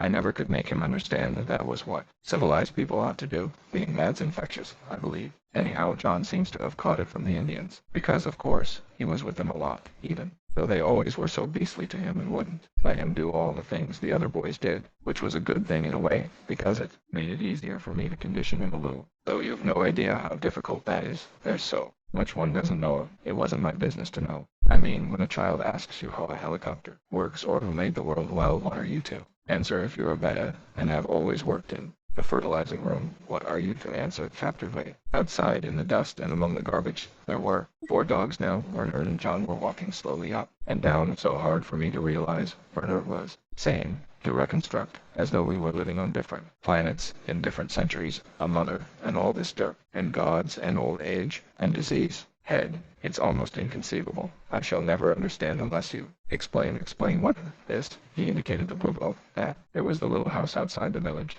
Everything, all your life. But what is there to say from the beginning, as far back as you can remember? As far back as I can remember. John frowned. There was long silence. It was very hot. They had eaten a lot of tortillas and sweet corn. Linda said, "Come and lie down, baby." They lay down together in big bed, sang, and Linda sang, stroked a coffee to Banbury. And by baby Banting, soonly decanting, her voice got fainter and fainter. There was a loud noise, and he woke with a start. A man was standing by the bed, enormous, frightening. He was saying something to Linda, and Linda was laughing. She had pulled the blanket up to her chin, but the man pulled it down again. His hair was like 2 black ropes, and round his arm was a lovely silver bracelet with blue stones in. Yet he liked the bracelet, but all the same, he was frightened. He hid his face against Linda's body. Linda put her hand on him, and he felt safer. Those other words he did not understand so well, she said to the man, not with John here. The man looked at him, then again at Linda, and said a few words in a soft voice. Linda said,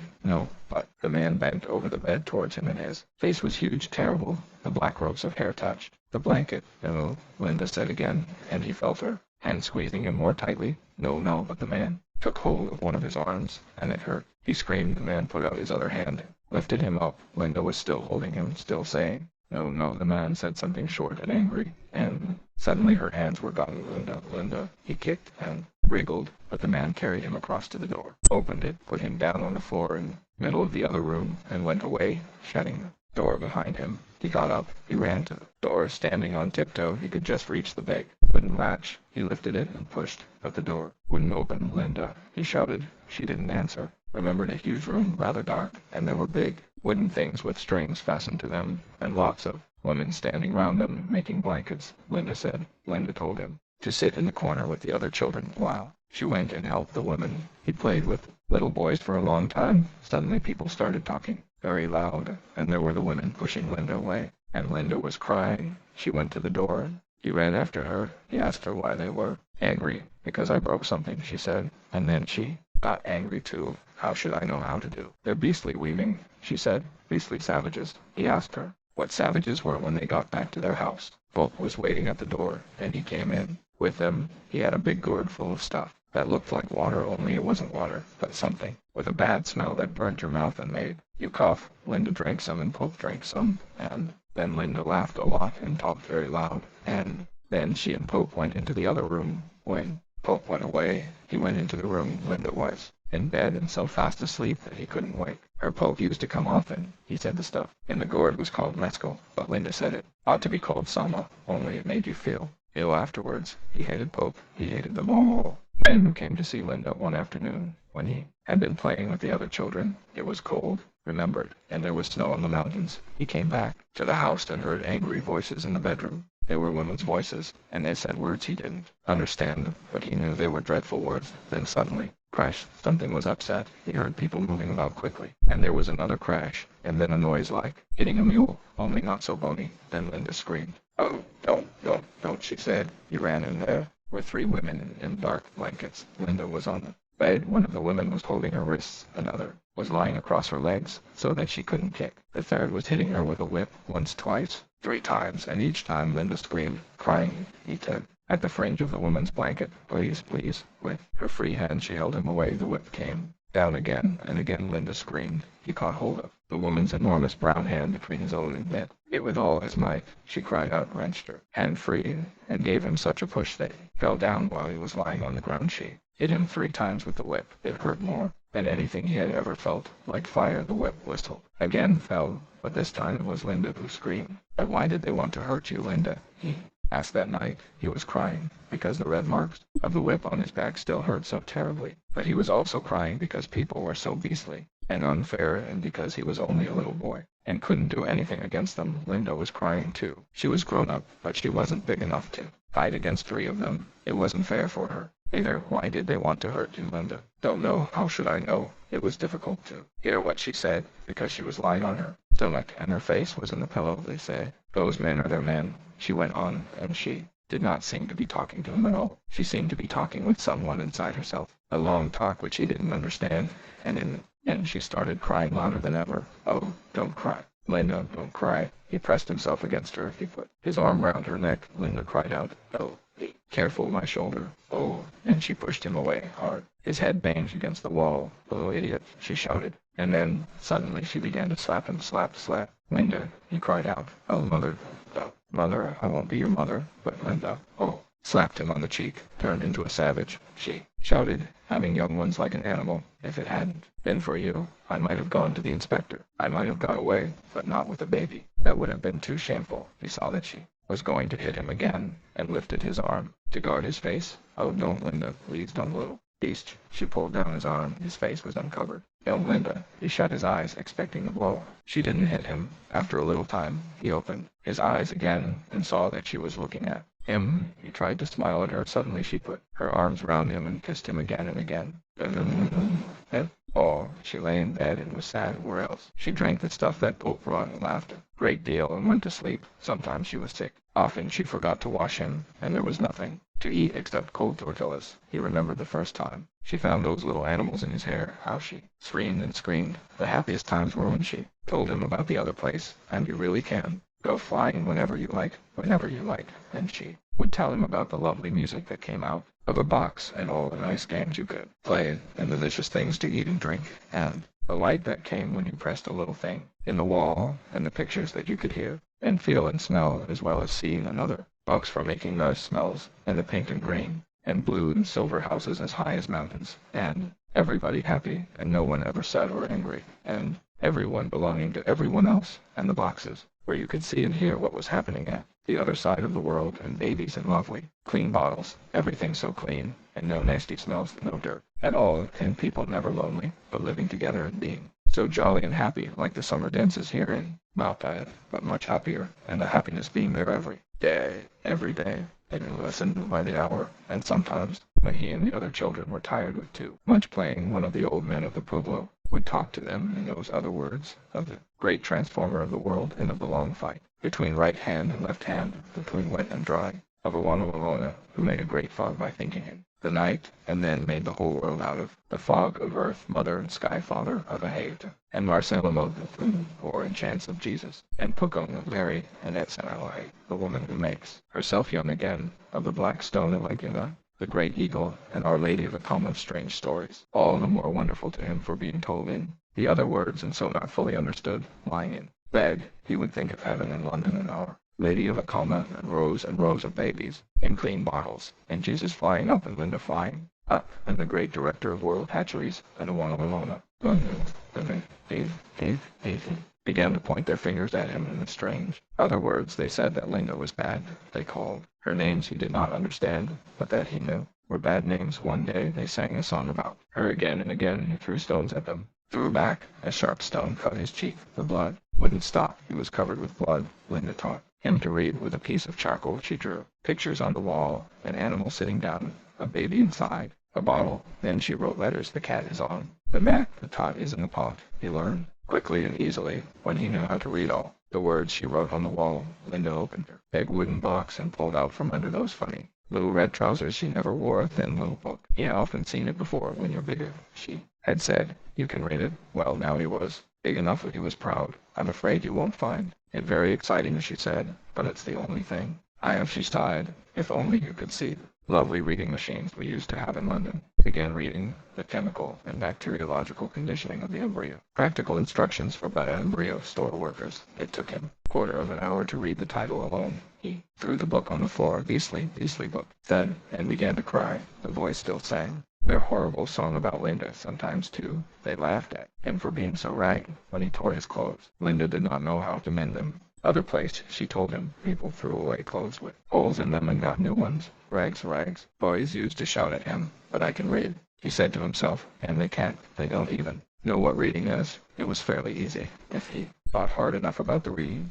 He didn't mind when they made fun of him. He asked Linda to give him the book again. The more the boys pointed and sang, the harder he read. Soon he could read all the words quite well, even the longest. But what did they mean? He asked Linda, but even when she could answer it, didn't seem to make it very clear, and generally she couldn't answer at all. "What are chemicals?" he would ask. "And stuff like magnesium salts, and alcohol for keeping the deltas and epsilon small, and backward, and calcium carbonate for bones, and all that sort of thing. But how do you make chemicals, Linda? Where do they come from?" "Well, I don't know. You get them out of bottles, and when the bottles are empty, you send up to the chemical store for more. The chemical store people who make them, I suppose, or else they send to the factory for them." "I don't know. I never did any chemistry. My job was always with the embryos. It was the same with everything else." He asked about Linda never seemed to know. The old men of the pueblo had much more definite answers. Seed of men and all creatures, the seed of the sun, and the seed of earth, and the seed of the sky. Alone made them all of increased. Now the world has 4 wombs, and he laid the seeds in the lowest of the 4 wombs, and gradually the seeds began to grow. And one day John calculated later that it must have been soon after his 12th birthday, he came home and found a book that he had never seen before lying on the floor in the bedroom. It was a thick book and looked very old. The binding had been eaten by mice. Some of its pages were loose and crumpled. He picked it up, looked at the title page. The book was called The Complete Works of William Shakespeare. Linda was lying on the bed, sipping that horrible stinking mescal out of the cup. "Pope brought it," she said. Her voice was thick and hoarse, like somebody else's voice. It was lying in one of the chests of the antelope kilo. It's supposed to have been there for hundreds of years. I expect it's true, because I looked at it, and it seemed to be full of nonsense, uncivilized. Still, it'll be good enough for you to practice your reading on. She took a last sip, set the cup down on the floor beside God, turned over on her side, hiccupped once or twice, and went to sleep. He opened the book at random. Nay, but to live in the rank sweat of an obscene bed, stewed in corruption, unending and making love over the nasty sty. The strange words rolled through his mind, rumbled like talking thunder, like the drums at the summer dances, if the drums could have spoken, like the men singing the corn song, beautiful, beautiful, so that you cried, like old Mitsima saying magic over his feathers and his carved sticks and his bits of bone and stone. Catholic Seloko, Kia Civil, but better than Mitsima's magic, because it meant more, because it talked to him, talked wonderfully, only half understandably, a terrible, beautiful magic about Linda, about Linda lying there snoring with the empty cup on the floor beside the bed, about Linda and Pope. Linda and Pope, he hated Pope more and more. A man can smile and be a villain. Remorseless, treacherous, lecherous, kindless villain. What did the words exactly mean? He only half knew, but their magic was strong, and went on rumbling in his head, and somehow it was as though he had never really hated Pope before. Never really hated him because he had never been able to say how much he hated him,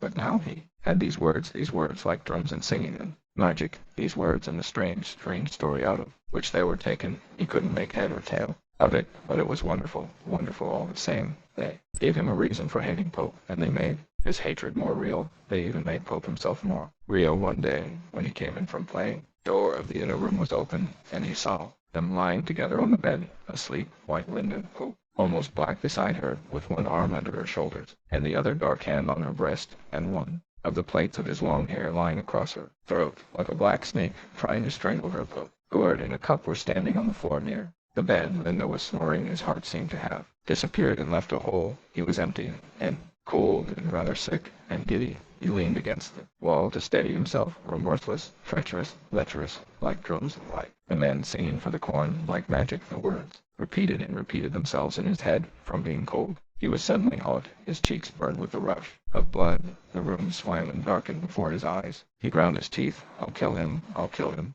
I'll kill him, he kept saying, and suddenly there were more words when he is drunk asleep, or in his rage, or in the incestuous pleasure of his bed. Magic was on his side. The magic explained and gave orders. He stepped back into the outer room when he is drunk asleep, and the knife from the meat was lying on the floor near the fireplace. He picked it up and tiptoed to the door again when he is drunk. Asleep, drunk asleep, he ran across the room and stabbed. Oh, the blood! Stabbed again as Pope heaved out of his sleep. Lifted his hand to stab once more, but found his wrist caught held and twisted. He couldn't move. He was trapped, and there were Pope's small black eyes, very close, staring into his own. He looked away. There were two cuts on Pope's left shoulder. Oh, look at the blood. Linda was crying. Look at the blood. She had never been able to bear the sight of blood. Pope lifted his other hand to strike him. He thought. He stiffened to receive the blow, but the hand only took him under the chin and turned his face, so that he had to look again into Pope's eyes for a long time, for hours and hours, and suddenly he couldn't help it. He began to cry. Pope burst out laughing. Go, he said the other Indian words. Go, my brave Ahayuta. He ran out into the other room to hide his tears. You are 15, said old Mitsima in the Indian words. Now I may teach you to work the clay squatting by the river. They worked together first of all, said Mitsima, taking a lump of the wetted clay between his hands. When make a little moon, the old man squeezed the lump into a disc, then bent up the edges. The moon became a shallow cup. Slowly and unskillfully he imitated the old man's delicate gestures. A moon, a cup, and now a snake. Mitsima rolled out another piece of clay into a long flexible cylinder, hooped it into a circle, and pressed it onto the rim of the cup. And another snake, and another round by round. Mitsima built up the sides of the pot. Was narrow, it bulged. It narrowed again towards the neck. Mitsima squeezed and patted, stroked and scraped, and there at last it stood, in shape the familiar water pot of Malpe, but creamy white instead of black, and still soft to the touch.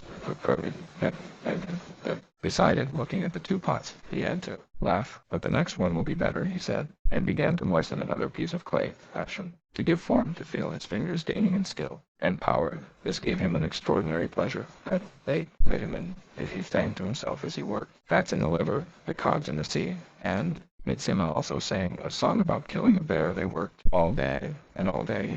Intense, absorbing happiness. Next winter, said old Mitsima, I will teach you to make the bow. He stood for a long time outside the house, and at last ceremonies within were finished. The door opened. They came out. Kafu came first, his right hand outstretched and tightly closed, as though over some precious jewel, her clenched hand similarly outstretched. Kikon followed them. They walked in silence, and in silence, behind them, came the brothers and sisters and cousins, and all the troop of old people. They walked out of the pueblo, across the mesa at the edge of the cliff. They halted, facing the early morning sun. Kafu opened his hand. A pinch of cornmeal lay white on the palm. He breathed on it, murmured a few words, then threw it, a handful of white dust, towards the sun. Kikon did the same. Then Kikom's father stepped forward, and holding up a feathered prayer stick, made a long prayer, then threw the stick after the cornmeal. Is finished, said old Mitsima in a loud voice. They are married. Well, said Linda, as they turned away. All I can say is it seemed a lot of fuss to make about so little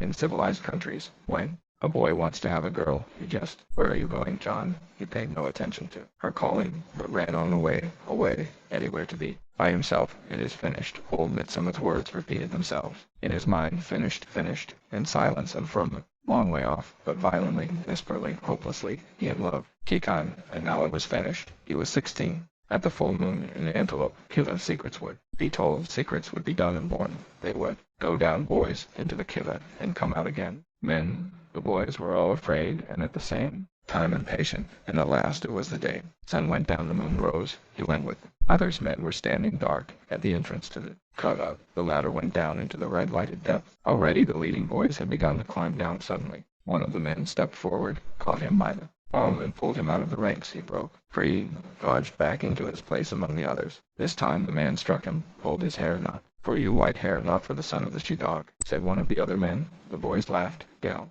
And as he still hovered on the fringes of the group, they go. The men shouted again. One of them bent down, took a stone, threw it. Go, go, go. There was a shower of stones, bleeding. He ran away into the darkness. From the red-lit kilo came the noise of singing. The last of the boys had climbed down the ladder. He was all alone outside the pueblo. On the bare plain of the mesa, the rock was like bleached bones in the moonlight. Down in the valley, the coyotes were howling at the moon. The bruises hurt him. The cuts were still bleeding, but it was not for pain that he sobbed. It was because he was all alone, because he had been driven out alone into this skeleton world of rocks and moonlight. At the edge of the precipice he sat down. The moon was behind him. He looked down into the black shadow of Misa, into the black shadow of death. He had only to take one step, one little jump. His right hand in the moonlight from the cut on his wrist, the blood was still oozing. Every few seconds, a drop fell dark, almost colorless in the dead light. Drop, drop, drop. Tomorrow, tomorrow, tomorrow. He had discovered time and death and God.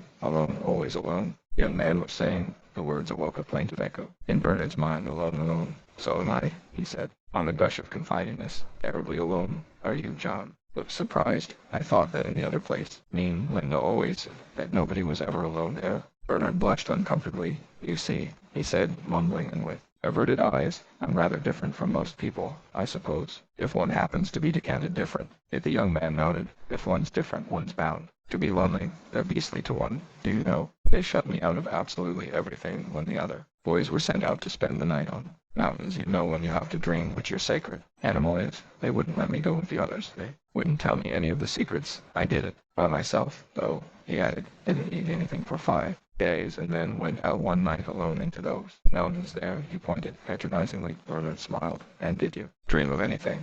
Yes, the other nodded. But I mustn't tell you what. He was silent for a little. Then, in a low voice, he went on. Did something that none of the others did. I stood against a rock in the middle of the day, summer, with my arms out, like Jesus on the cross. What on earth for? I wanted to know what it was like being crucified, hanging there in the sun. Why, well, he hesitated, because I felt I ought to, if Jesus could stand it, and then, if one has done something wrong. And besides, I was unhappy, that was another reason. It seems a funny way of curing your unhappiness, said Bernard, but on second thoughts he decided that there was, after all, some sense in it better than taking some. It faded after a time, said the young man, held down on my face. Do you see the mark where I cut myself? He lifted the thick yellow hair from his forehead. The scar showed pale and puckered on his right temple. Bernard looked, and then quickly, a little shudder averted his eyes. His conditioning had made him not so much pitiful as profoundly squeamish. The mere suggestion of illness or wounds was to him not only horrifying, but even repulsive and rather disgusting,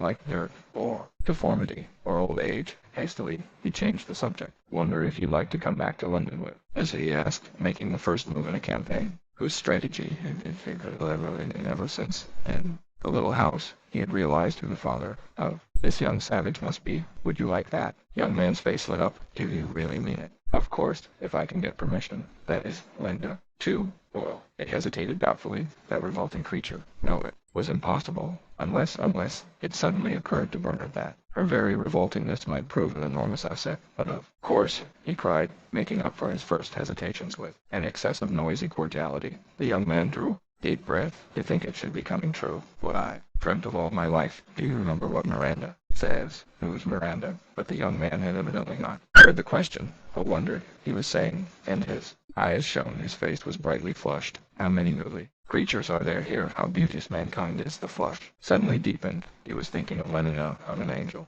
In bottle green his goes, lustrous with youth and skin food plump. Benevolently smiling, his voice faltered. "O brave new world," he began, then suddenly interrupted himself. The blood had left his cheeks. He was as pale as paper. "Are you married to her?" he asked. "And I wouldn't marry you, you know, fool. Ever, they say, forever, in the Indian words it can't be broken forward now." Bernard couldn't help laughing. John also laughed, but for another reason, laughed for pure joy. "Brave new world," he repeated. "O brave new world that has such people in it. Let's start at once." "You have a most peculiar way of talking sometimes," said Bernard, staring at the young man in perplexed astonishment. "And, anyhow, hadn't you better wait till you actually see the new world?" Chapter 8. Lenina felt herself entitled after this day of queerness and horror to a complete and absolute holiday. As soon as they got back to the rest house, she swallowed 6 half-ground tablets of soma, lay down on her bed, and within 10 minutes had embarked for lunar eternity. It would be 18 hours at the least before she was in time again. Bernard meanwhile lay pensive and wide-eyed. In the dark, it was long after midnight before he fell asleep, long after midnight, but his insomnia had not been fruitless. He had a plan punctually on the following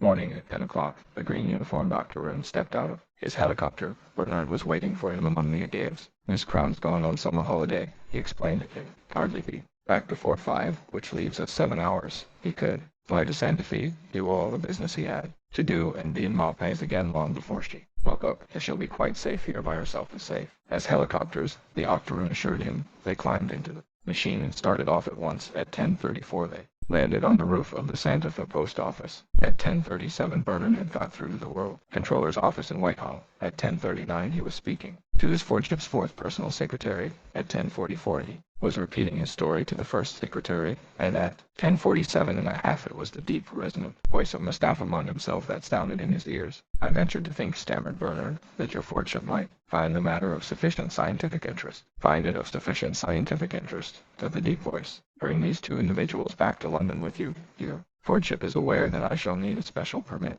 "The necessary orders," said Mustafa Mund, "are being sent to the warden of the reservation at this moment. You will proceed at once to the warden's office. Good morning, Mr. Marks." There was silence. Bernard hung up the receiver and hurried up to the roof. "Warden's office," he said to the Gamma Green octoroon. At 10:54 Bernard was shaking hands with the warden. "Delighted, Mr. Marks, delighted." His boom was deferential. "We have just received special orders." Interrupting him, "I was talking to his Lordship on the phone a moment ago." His bored tone implied that he was in the habit of talking to his Lordship every day of the week. He dropped into a chair. "You'll kindly take all the necessary steps as soon as possible." "As soon as possible," he emphatically repeated. He was thoroughly enjoying himself. At 11:03 he had all the necessary papers in his pocket. "So long," he said patronizingly to the warden, who had accompanied him as far as the lift gates. "So long." He walked across to the hotel, had a bath, a vibrovac massage, and an electrolytic shave, listened in to the morning's news, looked in for half an hour on the televisor, ate a leisured luncheon, and at 2:30 flew back with the octoroon to Malpais. The young man stood outside the rest house. "Bernard," he called. Bernard. There was no answer, noiseless on his deerskin moccasins. He ran up the steps and tried the door. The door was locked. They were gone. It was the most terrible thing that had ever happened to him. She asked him to come and see them, and now they were gone. He sat down on the steps and cried. Half an hour later, a third came to look through the window. The first thing he saw was a green suitcase with the initials painted on the lid. Joy flared up like fire within him. He picked up a stone with a smashed glass tinkled on the floor. A moment later he was inside the room. He opened the green suitcase, and all at once he was breathing Lenina's perfume, filling his lungs with her essential being. His heart beat wildly. For a moment he was almost fainted. Then, bending over the precious box he touched, he lifted into the light. He examined the zippers. On Lenina's spare pair of viscose velveteen shorts were first a puzzle, then solved a light zip, and then zip, zip, and then zip. He was enchanted. Her green slippers were the most beautiful things he had ever seen. He unfolded a pair of zippocamitniks, blushed, put them hastily away again, but kissed a perfumed acetate handkerchief and wound a scarf round his neck. Opening a box, he spilled a cloud of scented powder. His hands were flowing with the stuff. He wiped them on his chest, on his shoulders, on his bare arms. Delicious perfume. He shut his eyes. He rubbed his cheek against his own powdered arm. Touch of smooth skin against his face, then his nostrils of musky dust. Her real presence, Lenina, he whispered. Lenina. A noise made him start, made him guiltily turn. He crammed up his thieveries into the suitcase and shut the lid, then listened again, looked. Not a sign of life, not a sound, and yet he had certainly heard something. Like a sigh, something like the creak of a board. He tiptoed to the door and cautiously opening it found himself looking onto a broad landing. On the opposite side of the landing was another door, ajar. He stepped out, pushed feet there on a low bed. The sheet flung back, dressed in a pair of pink one-piece pajamas. Leonard fast asleep and so beautiful in the midst of her curls, so touchingly childish with her pink toes, and her grave sleeping face, so trustful in the helplessness of her limp hands and melted limbs, that the tears came to his eyes with an infinity of quite unnecessary precautions, for nothing short of a pistol shot could have called Leonard back from her summer holiday before the appointed time. He entered the room. He knelt on the floor beside the bed. He gazed, he clasped his hands, his lips moved. Her eyes, he murmured, her eyes, her hair, her cheek, her gait, her voice, handless in thy discourse. Oh, that her hand, in whose comparison all whites are grinding their own, approached, to whose soft seizure the seconds down is harsh. A fly buzzed round her. He waved it away. Flies, he remembered, on the white wonder of dear Juliet's hand, may seize and steal a mortal blessing from her lips, who, even in pure vestal modesty, still blushed, as thinking their own kisses sin, very slowly, with the hesitating gesture of one who reaches forward to stroke a shy and possibly rather dangerous bird. He put out his hand. It hung there trembling within an inch of those limp fingers. On the verge of contact, did he dare to profane with his unworthiest hand that? And no, he didn't. For it was too dangerous. His hand dropped back. How beautiful she was, how beautiful! Then suddenly he found himself reflecting that he had only to take hold of the zipper at her neck and give one long, strong pull. Shut his eyes. He shook his head with the gesture of a dog shaking its ears as it emerges from the water. Detestable thought. He was ashamed of himself here. In vestal modesty, there was a humming in the air. Another fly trying to steal immortal blessings, a wasp. He looked, saw nothing. The humming grew louder and louder, vocalized itself as being outside the shuttered windows. The plane in a panic, he scrambled to his feet and ran into the other room, vaulted through the open window, and hurrying along the path between the tall gates was in time to receive Bernard marks as he climbed out of the helicopter. Chapter, the hands of all 4,000 electric clocks in all of those 3 centers, 4,000 rooms. Marked 27 minutes past 2. This head of industry, as the director was fond of calling it, wasn't a full buzz of work. Everyone was busy, everything in ordered motion under the microscopes, their long tails furiously lashing. Spermatozoa were burrowing headfirst into eggs and fertilized. Eggs were expanding, dividing, or volcanoscified, floating and breaking up into whole populations of separate embryos. From the social predestination room, the escalators went rumbling down into the basement, and there, in the crimson darkness, stewingly warm on their cushion of peritoneum and gorged with blood stargated and hormones, foot juices grew and grew, or poison languished into a stunted ipsoonwood, with a faint hum and rattle. The moving racks crawled imperceptibly through the weeks and the recapitulated aeons to where in the decanting room the newly unbottled babes uttered their first yell of horror and amazement. The dynamos purred in the sub-basement. The lifts rushed up and down on all the 11 floors of nurseries. It was feeding time. From 1,800 bottles, 1,800 carefully labeled infants were simultaneously sucking down their pint of pasteurized external secretion.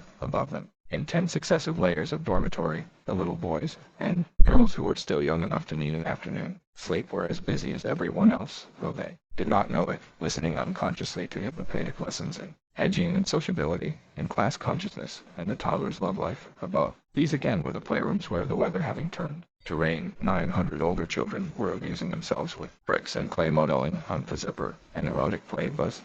The hive was humming, busily, joyfully. Life was the singing of the young girls over their test tubes. The predestinators whistled as they worked, and in the decanting room what glorious jokes were cracked above the empty bottles. Of the director's face as he entered the fertilizing room with Henry Foster was grave, wooden with severity. A public example, he was saying, in this room, because it contains more high-caste workers than any other in the center. I have told him to meet me here at 2:30. He does his work very well, put in Henry, with hypocritical generosity. No, but that's all the more reason for severity. Intellectual eminence carries with it corresponding moral responsibilities. The greater a man's talents, the greater his power to lead astray. It is better that one should suffer than that many should be corrupted. Consider the matter dispassionately, Mr. Foster, and you will see that no offense is so heinous as unorthodoxy of behavior. Murder kills only the individual. And after all, what is an individual? With a sweeping gesture he indicated the rows of microscopes, the test tubes, the incubators. We can make a new one with the greatest ease, as many as we like. Unorthodoxy threatens more than the life of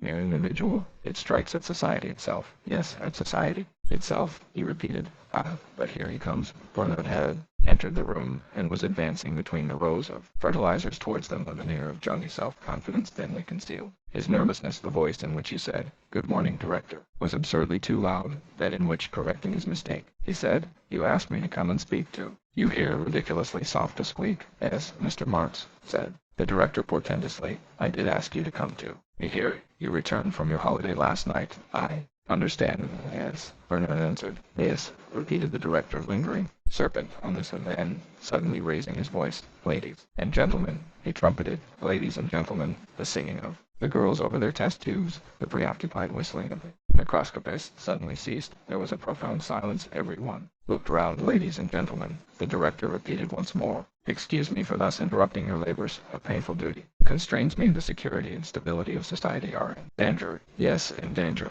Ladies and gentlemen, this man," pointed accusingly at Bernard, "this man who stands before you here, this Alpha Plus to whom so much has been given, and from whom, in consequence, so much must be expected. This colleague of yours, or should I anticipate and say this ex-colleague, has grossly betrayed the trust imposed in him by his heretical views on sport and soma, by the scandalous unorthodox of his sex life, by his refusal to obey the teachings of our Ford and behave out of office hours like a babe in a bottle. Here the Director made sign of the two. He has proved himself an enemy of society, a subverter, ladies and gentlemen, of all order and stability, a conspirator against civilization itself. For this reason, I propose to dismiss him with ignominy from the post he has held in this center. I propose forthwith to apply for his transference to a sub-center of the lowest order, and that his punishment may serve the best interest of society, as far as possible removed from any important center of population in Iceland. He will have small opportunity to lead others astray by his unfortunate example." The Director paused, and, folding his arms, he turned impressively to Bernard Marks. He said, "Can you show any reason why I should not now execute the judgment passed upon you?" "Yes, I can," Bernard answered in a very low voice, somewhat taken aback, but still majestically. "Then show it," said the Director. "Certainly, but it's in the passage." "One moment." Bernard hurried to the door and threw it open. "Come in," he commanded, and the reason came in and showed itself. There was a gasp, a murmur of astonishment and horror. A young girl screamed, standing on a chair to get a better view. Someone upset two test tubes full of spermatozoa, loaded, sagging, and among those firm, youthful bodies, those undistorted faces, a strange and terrifying monster of middle-agedness. Linda advanced into the room, coquettishly smiling her broken and discolored smile, and rolling as she walked, with what was meant to be a voluptuous undulation, her enormous haunches. Bernard walked beside her. "There he is," he said, pointing at the Director. "And you think I didn't recognize him?" Linda asked indignantly. Then, turning to the Director, "Of course I knew you, Tomakin. I should have known you anywhere among 1,000, but perhaps you've forgotten me. Don't you remember, Tomakin?" Linda. She stood, looking at him, her head on one side, still smiling, but with a smile that became progressively in face of the Director's expression of petrified disgust, less and less self-confident, that wavered and finally went out. "Don't you remember, Tomakin?" she repeated in a voice that trembled. Her eyes were anxious, agonized, the blotched and sagging face twitched grotesquely into the grimace of extreme grief. "Tomakin," she held out arms. Someone began to titter. "What's the meaning?" began the Director, "of this monstrous Tomakin." She ran forward, blanket trailing behind her, threw her arms round his neck, hid her face on his chest. A howl of laughter went up irrepressibly at this monstrous practical joke. The Director shouted. Red in the face, he tried to disengage himself from her embrace. Desperately she clung. "But I'm Linda. I'm Linda." The laughter drowned her voice. "He made me have a baby," she screamed above the uproar. There was a sudden and appalling hush. Eyes floated uncomfortably, not knowing where to look. The Director went suddenly pale, stopped struggling, and stood, his hands on her wrists, staring down at her horrified. "Yes, a baby, and I was its mother," she flung obscenity like a challenge into the outraged silence. Then, suddenly, breaking away from him, ashamed, covered her face, her hands, sobbing. "It wasn't my fault to make him, because I always did my drill, didn't I? Always. Don't know how, if you knew how awful, come again. But he was a comfort to me, all the same." Turning towards the door, "Get John," she called. John.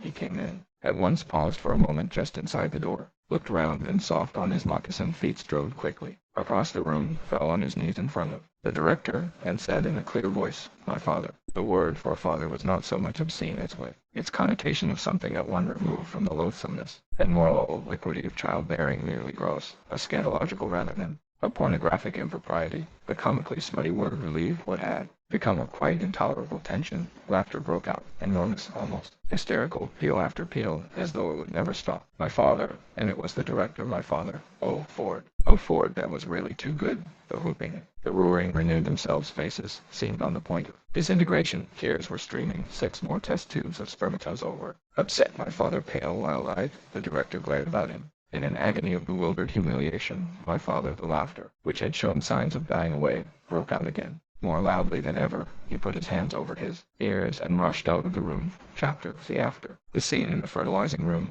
All over cast London was well to see this delicious creature who had fallen on his knees before the director of hatcheries and conditioning, or rather, the ex-director, for the poor man had resigned immediately afterwards, and never set foot inside the center again, had flopped down, and called him. The joke was almost too good to be true, but my father, Linda, on the contrary, cut no eyes. Nobody had the smallest desire to see Linda, to say one was a mother. That was past a joke. It was an obscenity. Moreover, she wasn't a real savage. Had been hatched out of a bottle and conditioned like any one else, so couldn't have really quaint ideas finally, and this was by far the strongest reason for people's not wanting to see poor Linda. There was her appearance, fat, having lost her youth, with bad teeth and a blotched complexion, and that figure, Ford, you simply couldn't look at her without feeling sick. Yes, positively sick, so the best people were quite determined not to see Linda, and Linda, for her part, had no desire to see them. The return to civilization was for her the return to summer, was the possibility of lying in bed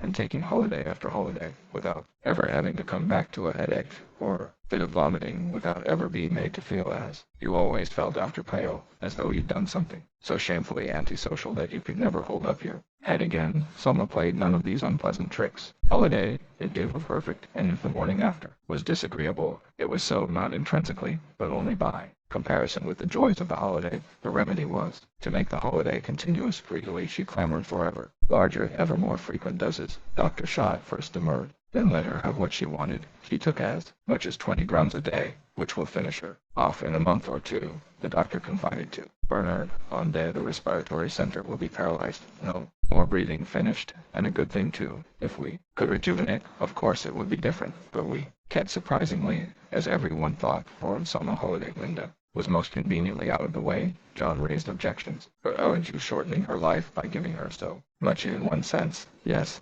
Dr. Shaw admitted, but in another we're actually lengthening it. The young man stared, uncomprehending. Fellow may make you lose a few years in time. The doctor went on, but think of the enormous, immeasurable durations it can give you out of time. Every summer holiday is a bit of what our ancestors used to call eternity. John began to understand. Eternity was in our lips and eyes, he murmured. Nothing went on. You can't allow people to go popping off into eternity if they've got any serious work to do. But as she hasn't got any serious work, same, John persisted. I don't believe it's right. The doctor shrugged his shoulders. Well, of course, if you prefer to have her screaming mad all the time. In the end, John was forced to give in. Linda got her sauna. Thenceforward she remained in her little room on the 37th floor of Bernard's apartment house, in bed, with the radio and television always on, and the patchouli tub just dripping, and the Soma tablets within reach of her hand. There she remained, and yet wasn't there at all. It was all time away, infinitely far away, on holiday, in some other world where the music of the radio was a labyrinth of sonorous colors, a sliding, palpitating labyrinth that led by what beautifully inevitable windings to a bright center of absolute conviction, where the dancing images of the television books were the performers in some indescribably delicious, all-singing feeling, where the dripping patchouli was more than scent, was the sun, was a million saxophones, was Pope making love,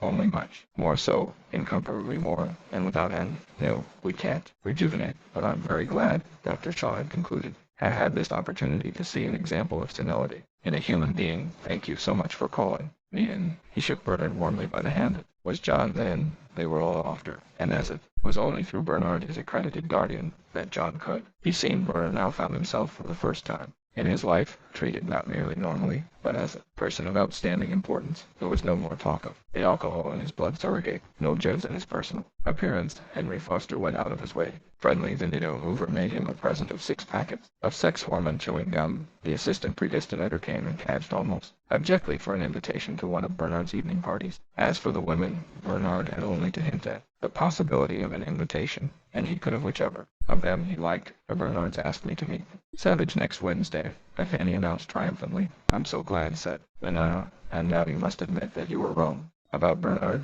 don't you think he's really rather sweet? Fanny nodded, and I must say, as she said, I was quite agreeably surprised. The chief bottler, the director of Predestination 3, deputy assistant fertilizer generals, professor of Felix in the College of Emotional Engineering, the dean of the Westminster Community Singery, the supervisor of Volkanovskification. The list of Bernard's known abilities was interminable. And I had 6 girls last week, he confided to Helmholtz Watson, on Monday, 2 on Tuesday, 2 more on Friday, and 1 on Saturday, and if I'd had the time or the inclination, there were at least a dozen more who were only too anxious. Helmholtz listened to his boastings in a silence so gloomily disapproving that Bernard was offended. You're envious, he said. Helmholtz shook his head. I'm rather sad, that's all, he answered. Bernard went off in a huff. Never, he told himself, never would he speak to Helmholtz again. The days passed. Success went fizzily to Bernard's head, and in the process completely reconciled him, as any good intoxicant should go, to a world which, up till then, he had found very unsatisfactory, and so far as it recognized him as important. The order of things was good, but, reconciled by his success, he yet refused to forego the privilege of criticizing this order, for the act of criticizing heightened his sense of importance, made him feel larger. Moreover, he did genuinely believe that there were things to criticize. At the same time, he genuinely liked being a success and having all the rules he wanted before those who now, for the sake of the savage, paid their court to him. Bernard would parade, carping on orthodoxy. He was politely listened to. Looked behind his back. People shook their heads. That young man will come to a bad end, they said, prophesying the more confidently, in that they themselves would in due course personally see to it that the end was bad. He won't find another savage to help him out a second time, said. Meanwhile, however, there was the first savage. They were polite, and because they were polite, Bernard felt positively gigantic, and at the same time light with elation. Lighter than air, said Bernard, pointing upwards, like a pearl in the sky, high above them. Weather Department's captive balloon shone rosily in the sunshine, said Savage. So ran Bernard's instructions, to be shown civilized life in all its aspects. He was being shown a bird's-eye view of it at present, a bird's-eye view from the platform of the Charing Tower. The station master and the resident meteorologist were acting as guides, but it was Bernard who did most of the talking. Intoxicated, he was, behaving as though, at the very least, he were visiting world controller. Lighter than air, the Bombay green rocket dropped out of the sky. The passengers alighted, 8 identical Dravidian twins, and Peggy looked out of the 8 porthole of the cabin. The stewards, 1,250 kilometers. Hour, said the station master impressively. What do you think of that, Mr. Savage?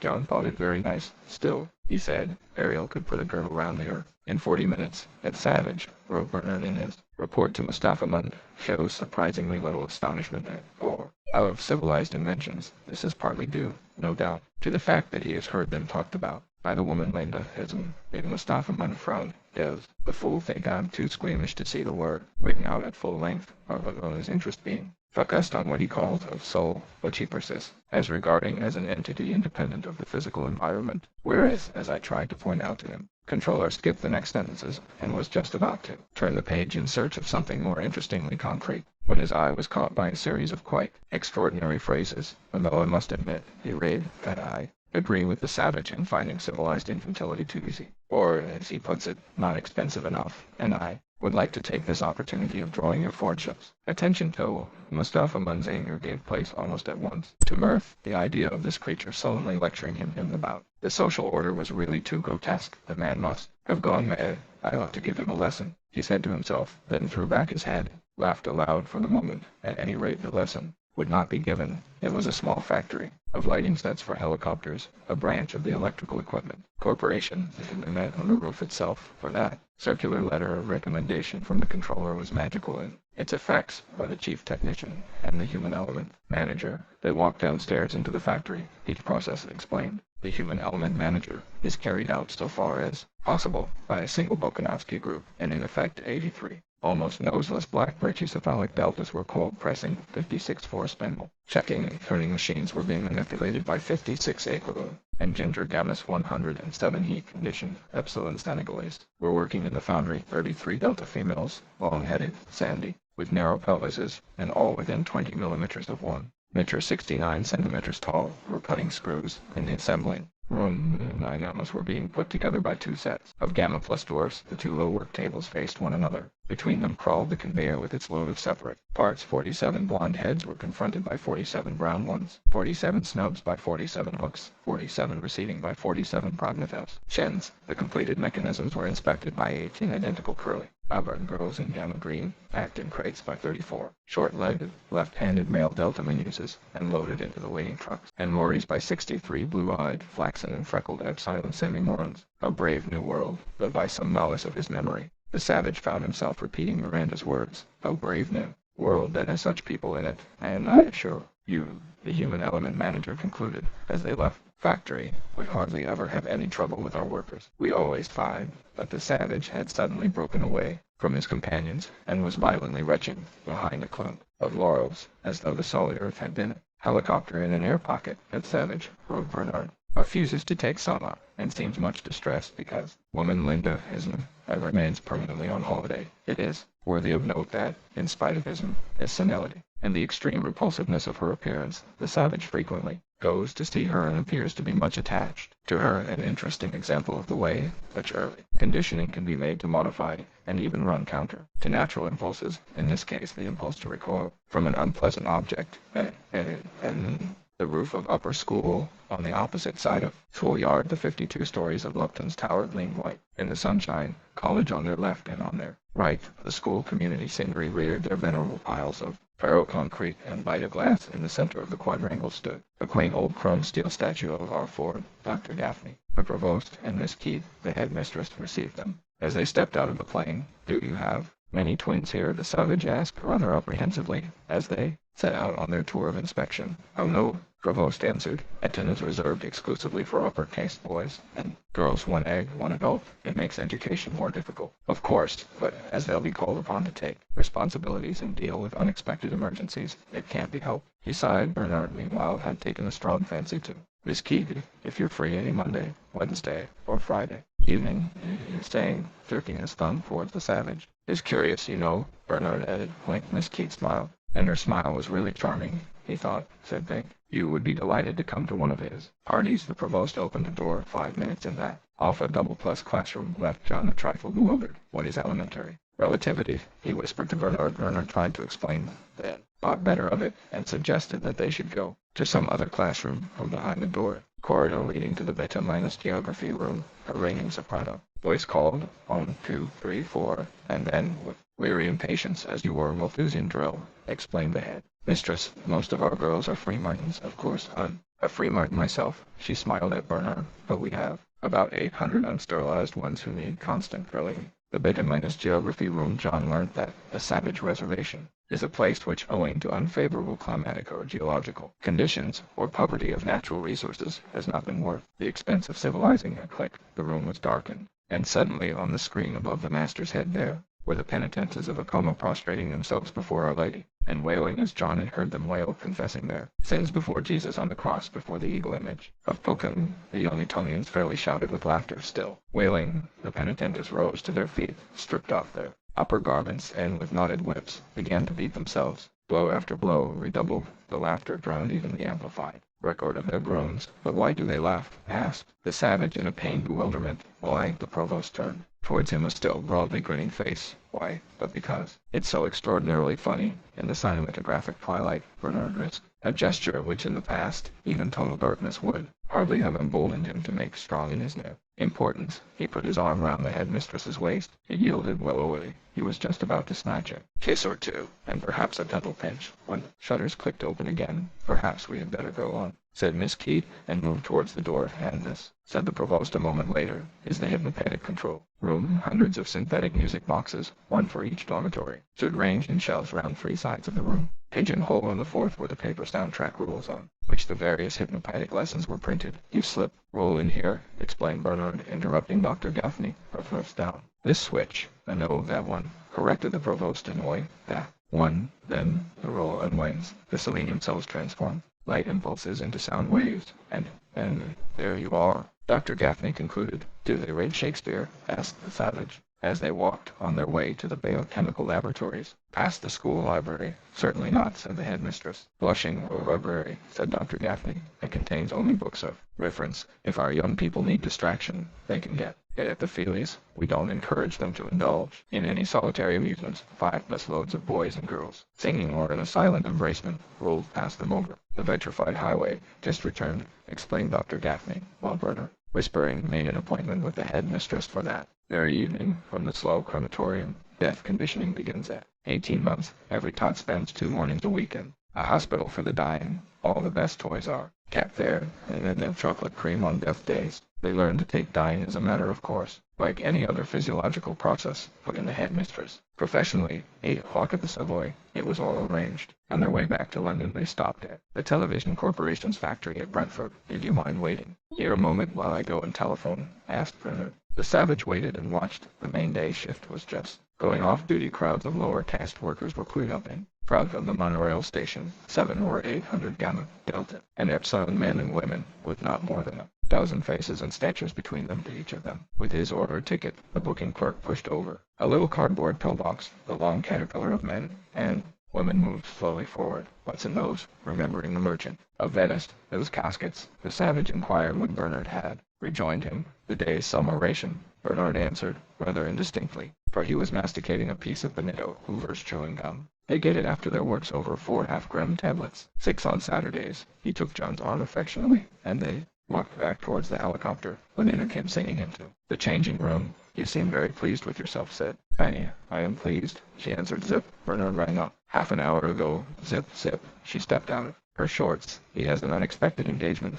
Zip asked me if I'd take the savage to the Feelies this evening. I must fly. She hurried away towards the bathroom. She's a lucky girl, Fanny said to herself as she watched. A minute ago there was no envy in the comment. Good-natured. Fanny was merely stating a fact. Lenina was lucky in having shared with Bernard a generous portion of the savage's immense celebrity, lucky in reflecting from her insignificant person the moment's supremely fashionable glory. Had not the secretary, the Young Women's Fortune Association, asked her to give lecture about her experiences? Had she not been invited to the annual dinner of the Aphrodite Club? Had she not already appeared in the Feelytone news, visibly, audibly, and factually appeared to countless millions all over the planet? Hardly less flattering had been the attentions paid her by conspicuous individuals. Resident World Controller's second secretary had asked her to dinner and breakfast. She had spent one weekend with the Ford Chief Justice and another with the arch-community songster of Canterbury. The president of the Internal and External Secretions Corporation was perpetually on the phone, and she had been to Devoe, deputy governor of the Bank of Europe. It's wonderful, of course, and yet in a way, she confessed to Fanny, I feel as though I were getting something on false pretenses, because of course the first thing they all want to know is what it's like to make love to a savage, and I have to say it, I don't know. She shook her head. Most of the men don't believe me, of course, but it's true. I wish it weren't. She added sadly and sighed. He's terribly good-looking, don't you think so? But doesn't he like you? Asked Fanny. Sometimes I think he does, and sometimes I think he doesn't. He always does his best to avoid me. Goes out of the room when I come and won't touch me. Won't even look at me, but sometimes if I turn round suddenly I catch him staring. And then, well, you know how men look when they like you. Yes, Fanny knew. I can't make it out, said Lenina. She couldn't make it out, and not only was bewildered, was also rather upset. Because you see, Fanny, I liked him. More and more. Well, now there'd be a real chance, she thought, as she scented herself after her bath. Dab, dab, dab, a real chance. Her high spirits overflowed and sung. Hug me till you drug me, honey, kiss me till I'm in a coma. Hug me, honey, snugly. Buddy loves as good a song. St. Organ was playing a delightfully refreshing herbal capriccio, rippling arpeggios of thyme and lavender, of rosemary, basil, myrtle, tarragon. Series of daring modulations through the spice keys into hamburgers, and a slow return through sandalwood, camphor, cedar, and new mountain hay with occasional subtle touches of discord, a whiff of kidney pudding, the faintest suspicion of pig's dung back, simple aromatics with which the piece began. The final blast of vine died away. There was a round of applause. The lights went up in the synthetic music machine. Soundtrack roll began to unwind. It was a trailful, hyper-violent, supercylindrical surrogate that now filled the air with its agreeable line for 30 or 40 bars, and then, against this instrumental background, a much more than human voice began to warble, now throaty, now from the head, now hollows. A flute, now charged with yearning harmonics, it effortlessly passed from Gaspard Forster's low record on the very frontiers of musical tone to a trill bat note high above the highest, which in 1770, at the Ducal Opera, Parma, and to the astonishment of those of Lucrezia Jogario, of all the singers in history, once piercingly gave utterance. Sunk in their pneumatic stalls, Lenina and the savage sniffed, and listened. It was now the turn also for eyes, and skin. The house lights went down, fiery letters stood out solid and as though self-supported in the darkness. 3 weeks in a helicopter, an all-super singing, synthetic talking, colored, stereoscopic feeling, with synchronized set organ accompaniment. Take hold of those metal knobs on the arms of your chair, whispered Leonard. Otherwise you won't get any of the feely effects. The savage did. As he was told, those fiery letters, meanwhile, had disappeared. There were 10 seconds of complete darkness, then suddenly dazzling, and incomparably more solid-looking than they would have seemed in actual flesh and blood, far more real than reality there. So the stereoscopic images, locked in one another's arms, of a gigantic Negro alone with young brachycephalic pitifulous female. The savage started, the sensation on his lip, a hand to his mouth. The titillation ceased, let his hand fall back on the metal knob. It began again. The scent organ, meanwhile, breathed pure musk, expiringly a sound to track. Sipperdelf cooed, vibrating only 32 times a second. A deeper than African bass made answer. Ah. The stereoscopic lips came together again, and once more. Facial erogenous zones of the 6,000 spectators in Alhambra tingled with almost intolerable galvanic pleasure. But the film was extremely simple. A few minutes after, the first oohs and ahs of dude having been sung, and a little love made on that famous bearskin, every hair of which the assistant predestinator was perfectly right, could be separately and distinctly felt. The Negro had a helicopter accident fell on his head. Thumb would have twinged through the forehead.